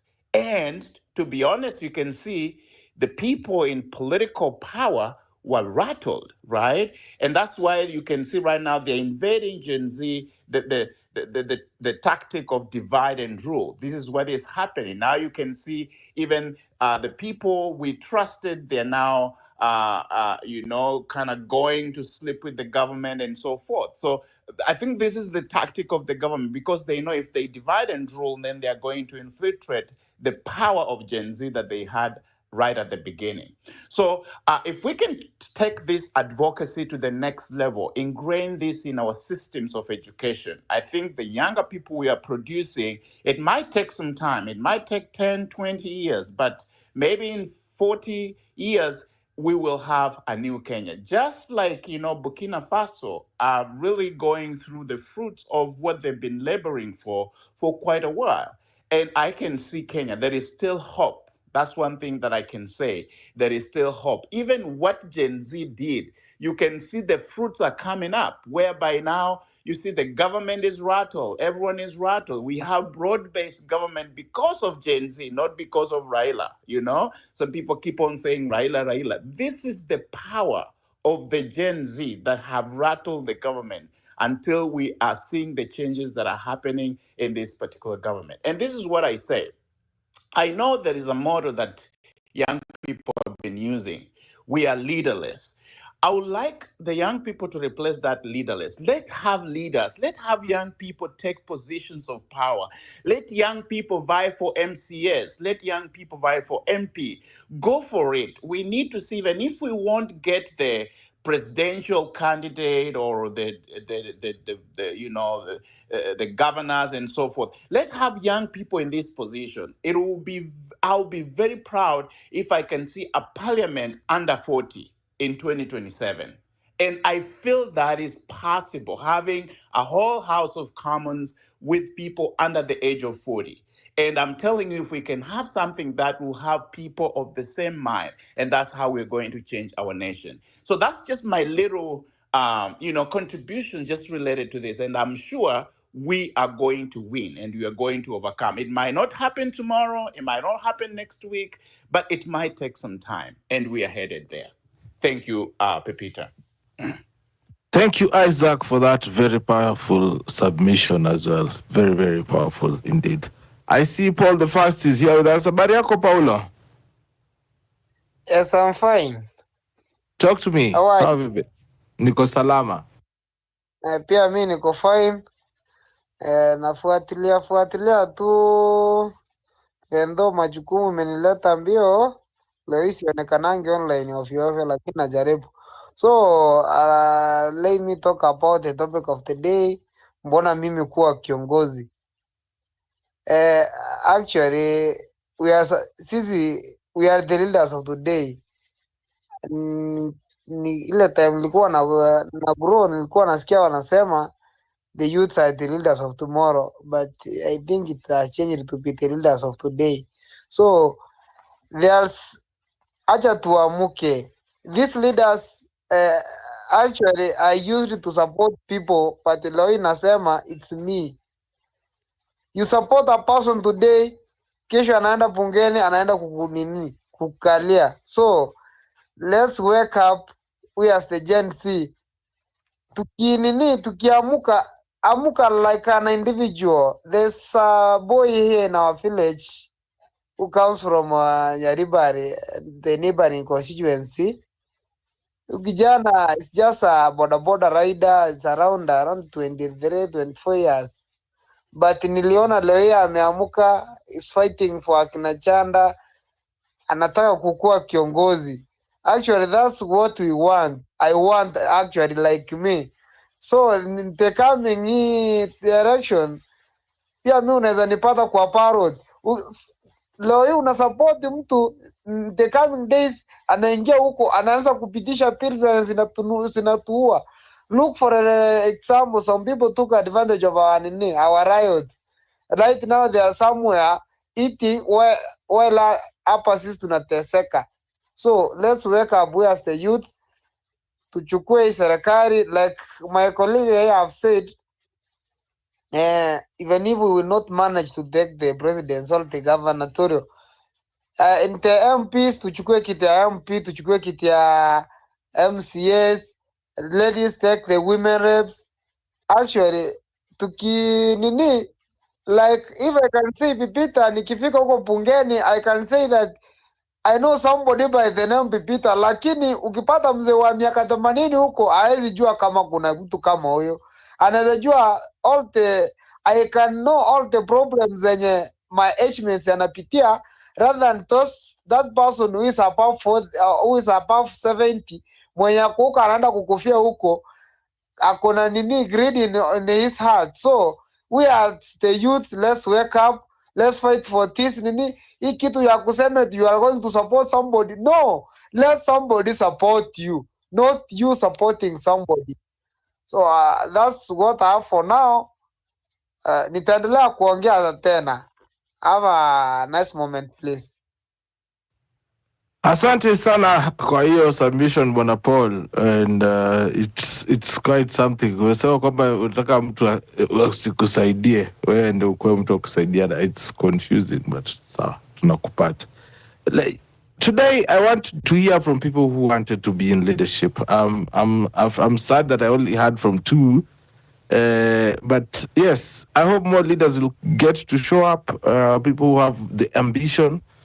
Na pia kuna kitu moja nilikuwa nataka maybe kuiongelea. You know, the finances behind funding up an election in Kenya is not cheap. I wish a Redemptor would be here or yeah, Mata Malia. Malia, maybe comment on the cost of campaigns and why people maybe shy away from politics because of the high amount of money that is needed to, let's say it as is, to bribe voters. Do you think that is why many people shy away from going for politics? Thank you, Pipita. People shy away from going into politics because of the cost. Maybe I can use an example. There was an election where Boniface Mwangi was running for Starehe against Jaguar, and based on ethics, he decided that he'll not give any money, any handouts.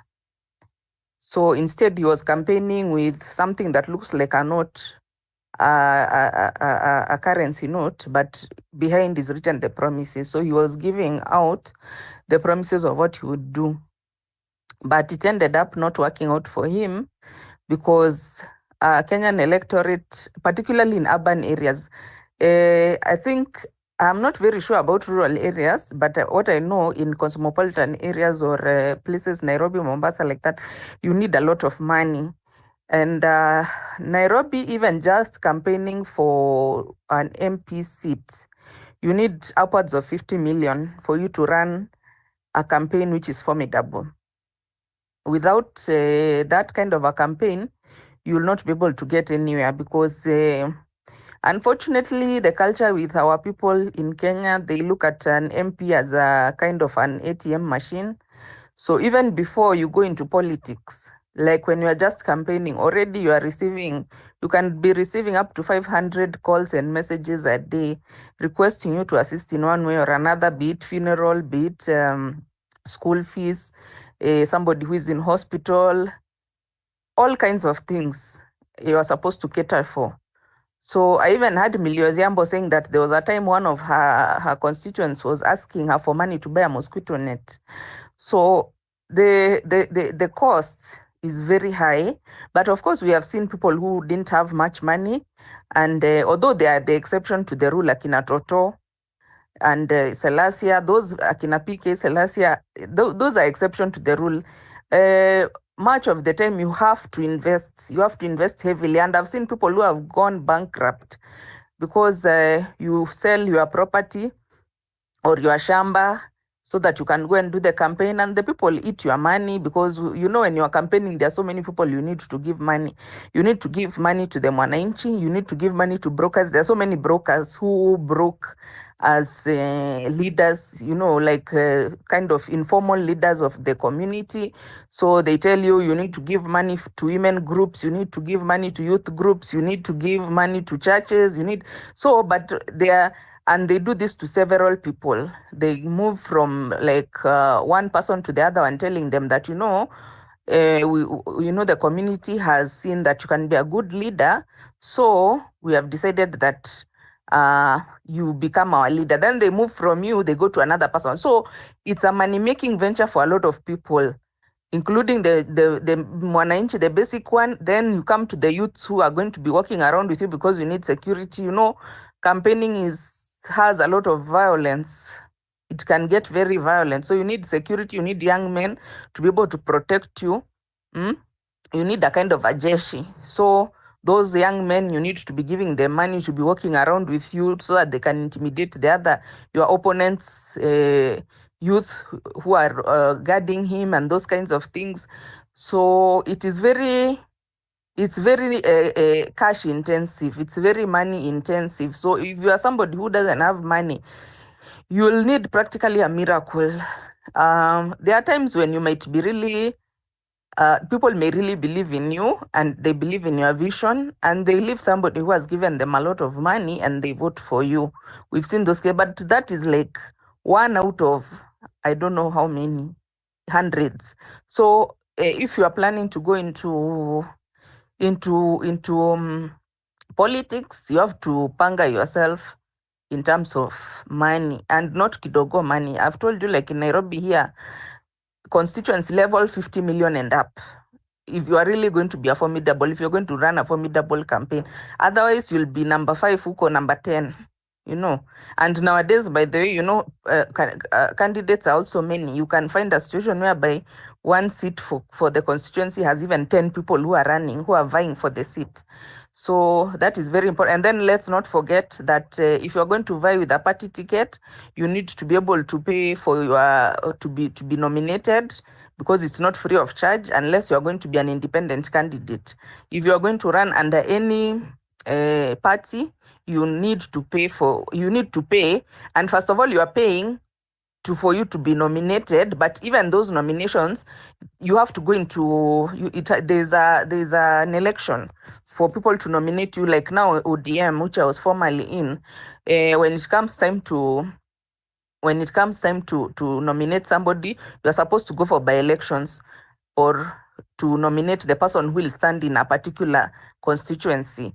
And sometimes those nominations, they don't even go with the people who will vote, but it's bought directly. Like you can just say that you're going to finance maybe the presidential candidate from that particular party, then he nominates you direct. You know, this, it will just be told that it was free and fair, but it's actually a direct nomination.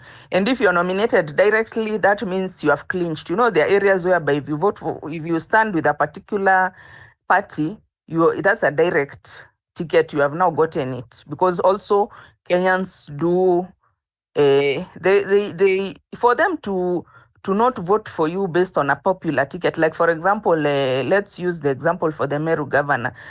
The Meru governor, she was a women's rep. Then she went to run for governor. She tried to get a UDA party ticket. She couldn't get because she was not popular. She was not, yani the parties don't know her.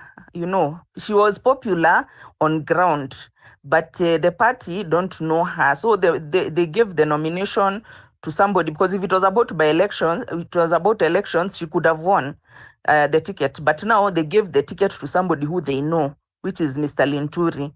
And then the other person who was quite popular was Mr. Kiraito, who was running with Mbas.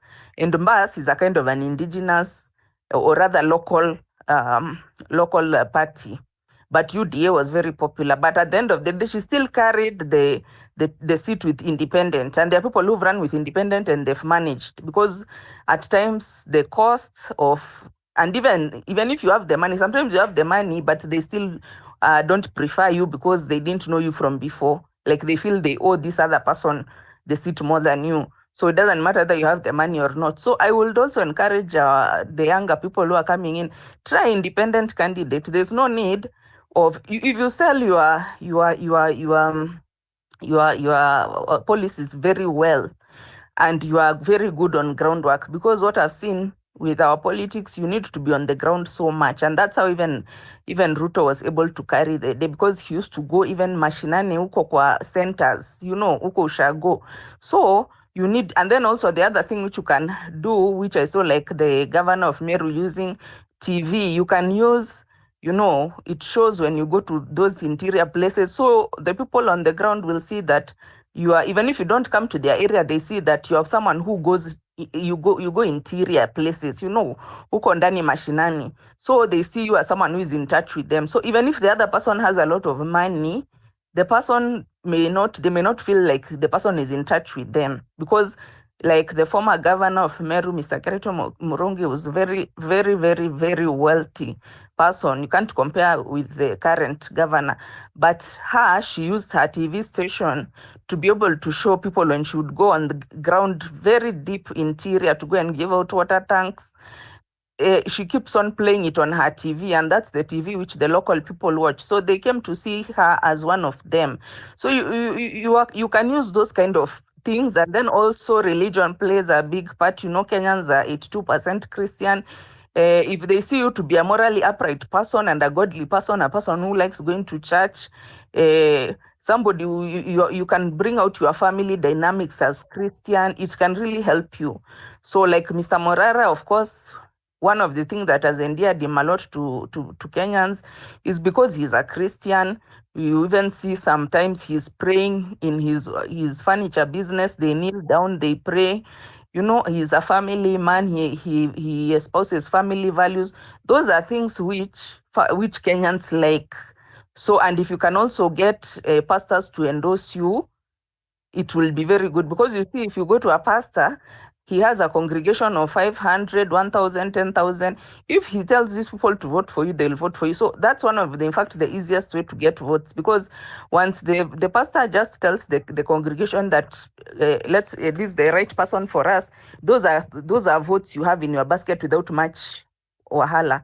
So think about all those avenues in which you can be able to maximize, because for youths, you don't have the money, so you have to think outside the box to see what can. And of course, there's this online. You can be always on social media, be a social media influencer, be somebody who is visible, and that visibility will help you, because you will be able to get to quite a few people.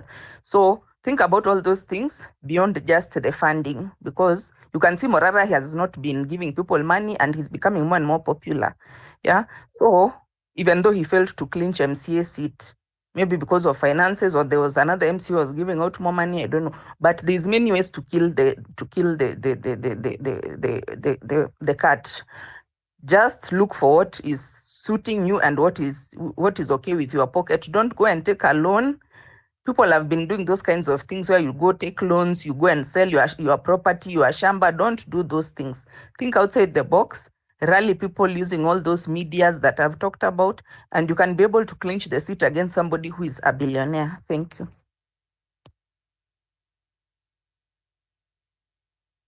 Thank you so much, Malia, for that submission. It gets us at exactly 8 minutes past 8 East African time. Ladies and gentlemen, this is Home Run with PP. My name is MC Pipita. You are listening to Home Run with Pippi. Weekdays from 4 p.m. to 9 p.m. You're listening to Home Run. Of course, we come to you each weekday when you're 4 p.m. to 9 p.m. Of course, we are in our final hour of the show today. Tomorrow, we're going to be having a special broadcast to be here following on the impeachment of Rigathi Gachagua from around 10:30 or 11 p.m. tomorrow. But today, we are here looking at the future of leadership. That is the leaders of tomorrow, the leaders of now, the people who are looking out there to be leaders, and we're giving them a chance to speak out for themselves. And of course, I'd like to just point out that Home Run with PP is supported by you, the listener. Hii studio ambayo tuko nayo hapa ambayo tunawaletea hichi kipindi kutoka is supported by you. If you like what you're doing, there is a tip jar line.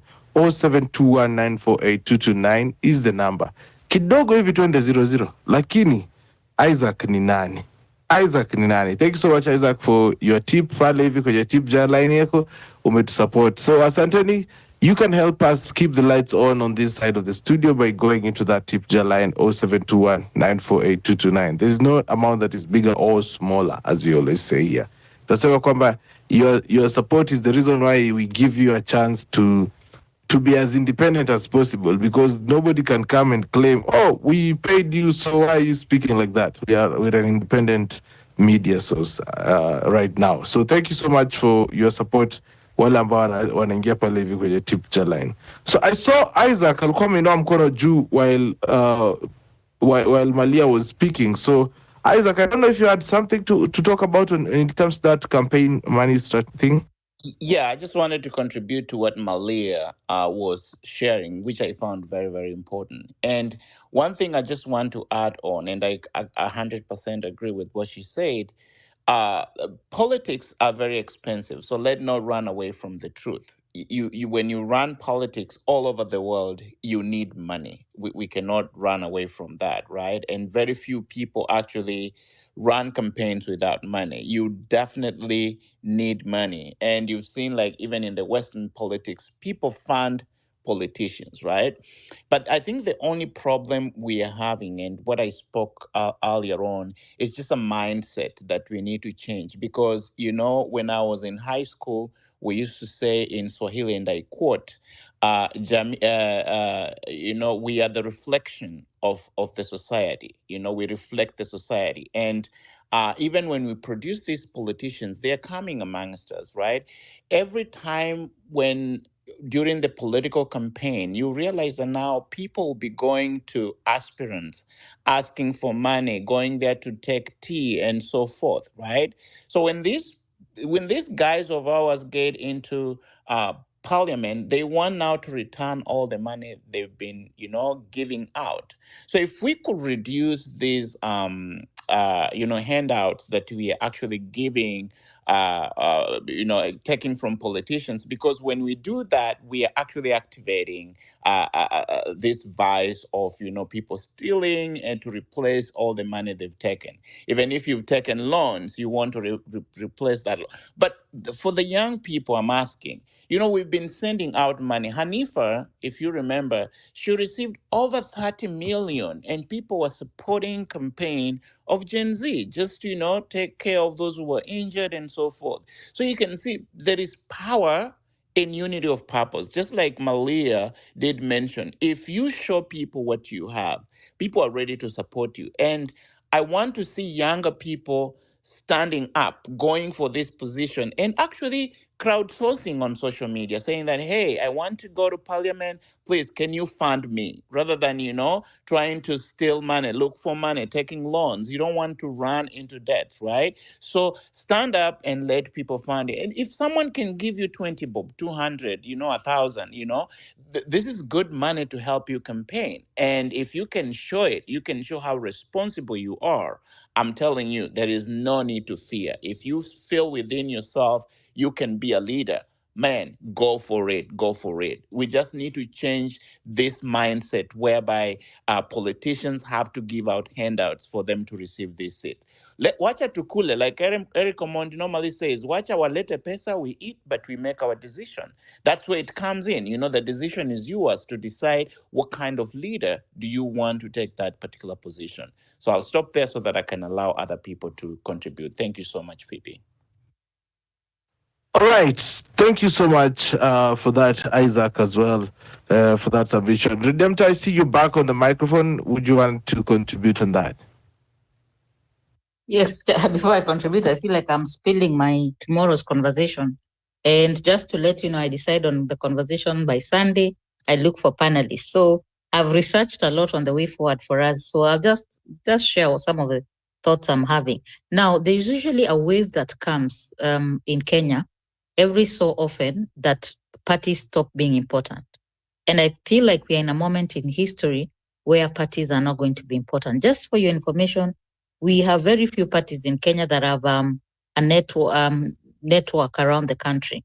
We have ODM, which is, I think, one of the oldest parties and the most powerful party. And we know all the shenanigan that goes there in getting their tickets and how they get into alliances after election. Then we've had new parties like TNA, which you never know, is it TNA, is it Jubilee? Because then once it's Jubilee, it's a collision of other parties. Then we've had Kenya Kwanza and UDA, and a lot of us are confused, which is the party, which is the coalition. Then we have had the traditional Ford Asili, I don't know if still Ford Asili is still there, Ford Kenya, and then we have the Wiper Party. Now, all these parties, the traditional parties, they have got their strongholds in tribal lineages. We have ODM all over the country, but the people that really matter are the ones who are the majority, like in Nyanza province. Independents have made it in moments of history, and I think we're in a moment of history. Where I personally feel that we've gone wrong is in now starting to think of crowdfunding for a presidential aspirant. And that is going to polarize us and divide the vote more. When you say this and people have already decided Morara for president, they get upset with it. And I have a reason why I'm saying this. And we see someone like Omutata try to fit in ODM. And those who support Omutata are pushing him. How can you not go and work with Raila? During the presidential petition, he tried to be, you remember he went with the maths, and the maths were thoroughly thrown out of the window. The reason I'm saying that deciding on a presidential candidate, even for Malia, who has already decided who they would vote for, the danger of doing that is then you lose the ground. Right now, what we have as a country are the masses. And if it was up to me, if I was an advisor to how to change Kenya, it would be let's focus on the ground. Let's forget about the presidential slot for now. And why I'm saying this is that these people are going to fight. They are going to fight for their parties. These parties have existed for 30 years. We've heard about people who con aspirants that to get a ticket, you have to give money. Is it possible to win without millions and millions of money? Yes, if you start on the ground. Wale wa Kristo, they know about the story in the Old Testament about the snake that bit you, and then to get healing, you had to look at the snake. We cannot do that in these elections, whereby we copy the same style. The media plays a very big part in false perceptions that the party that is, we have no chance, we only have a two-race horse. And a lot of us say, I wanted to vote for Ruben Kigame, for example, but he was not even in the ballot. Then there was Wajakayo, who were not sure he was really a genuine candidate, or he was there to disrupt and do the 50+1 vote. I mean, I've rambled on and on. My message is this: if we are going to get out of this oppression or political oppression, which in turn has given us economic oppression, we should stop focusing on presidential. We should start identifying at the MP level, Bonnie is here at the governor level, and then watajipanga in terms of party baadaye. We do party now, and we already see all the bad things that happen. Very good leaders are kicked out. I remember one time we did not want the MP that was my MP at that time. And we knew the person who had won in the nomination was the other guy. I will not name my MPs. And then they did the corruption of ODM and they sneaked the ticket and they gave the loser. And so the people were feeling, the constituents were very upset. And very quickly that man ran and they changed the law so that if you're in a party, you can't be an independent. So it's good to be smart and decide early. If you think you are popular, because there's also conmanship by the citizen. And the last thing the previous speaker, as Isaac was saying, tukule pesa lakini to vote another way, it never works. That's also, we are teaching people not to have integrity. The young people are going to come and say, we are tribeless, we are leaderless, and then they are going to say, we are not going to be corrupt. Atukuli pesa yenu. Because that money, ni sound kama ni stories za jaba. But hiyo pesa inakuanga imegangwa, inakuanga imefanywa mambo. And if you don't believe in their culture yako, it does happen. So there's a way that money is used to contaminate our spirits. Because one, even if you don't believe in Christianity and you just believe in wrong and right, it is wrong to take money and to be bribed because you know you are being bribed, because you know your vote is supposed to be for free. So there's hope for this country when people start getting education and how the formations work in this country. We can't just be in, because I see what is happening right now is people are in a hype. This is the person we have decided is going to be a president. And then look mbele tunapigwa na butwa. Still encourage new faces to be on the ballot. Mbona mimi kukua kiongozi? Peter asked me why I've never vied. Is one, money. Two, the matusi that comes with the elections. If you can't play dirty politics, is very hard. And that, I think that was the politics 101 for Morara when alianza kutukano. So you have to have this skin, you have to have a very spiritual moment to decide to be a leader. A very spiritual moment, because your whole life will change. Yeah, so you could try and lose. So instead of having so many people who say it's me because I'm a Gen Z or I'm a millennial, it's just good to be realistic and know it is possible to win an election without money, but it cannot be done on top of cars. There has to be, I won't share all the strategies that I know that have worked on this platform, but it is possible to use other methods rather than kupatia watu matangi, sijui kupatia watu ng'ombe. There are other methods that can work. And in this era of social media, it's going to be easier and easier. The problem with Kenyan is the voter, and the leaders are figured. There's a young man who came here, I think it's Daniel, and sorry if I'm calling you young and you're not young, but Daniel, you had a point. There's no excuse of not being voting. It's your civic duty. And Daniel was on point on one thing. Daniel said the formations of government, the president, woos the leaders. He does not bother with the constituents. So that's where the power is, the wananchi.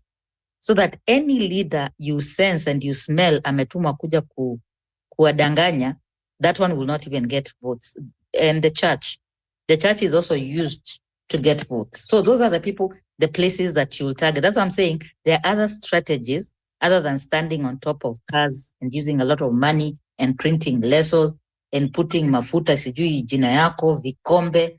That has, I will be a happy Kenyan. I'll die happy if I see a Kenya where that rubbish, upuzi, ya kudanganya wamama na kikombe na leso comes to an end. And I wish everyone who is going to be in the leadership well. And if you mean well for Kenya, I'll be a phone call away to give you a few tips. Asante.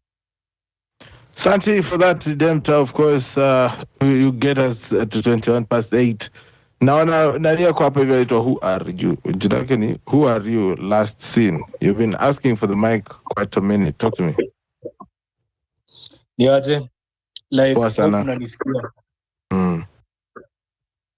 Me the only thing yenye naweza uliza, I know it's hard na imekuwa too tough, but the only thing naweza taka tu ni soon, very soon I'll be calling out for a protest. nice joke, and I know most of you will question me, which I'm like, it's cool. But whatever we are fighting for right now, and the way that we win, ni protest too. And as the lady mwenye alikuwa anaongea sahi akasema like, you have to pray dirty. I don't want to talk much because today actually I've been busy. I feel exhausted. Sina hiyo energy, Peter. But I think we need to pray dirty. And about the impeachment of Gachagua, hiyo itakuwa ya kesho. Nataka tu kuwa hint. Huyo jamaa anafaa impeachiwe. Si ati niko side government. I'm not, but need to explain. I will explain tomorrow why anafaa ku impeached. Because kama hata ku impeached atakuwa like a very very big problem to us, na ataleta a lot of challenges. So like as you focus na hiyo picture yenye like walituwekea tuone, na mimi nimekuwa nikifocus na bigger picture. And after Bashujaa Day, honestly speaking, I'll try to call out for a protest. Because actually everyone else is trying to inject, it's giving, like they are giving civic education, and whereas they are injecting, like, and una-injectaje na disease aishi, stop showing us the problem, come up with a solution. Naona? So tomorrow kwa hiyo space yako nita make sure nitakama and I'll explain why Gachagua is supposed.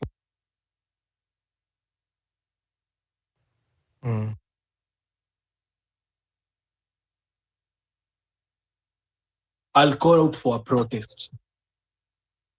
I will. I don't care what they do.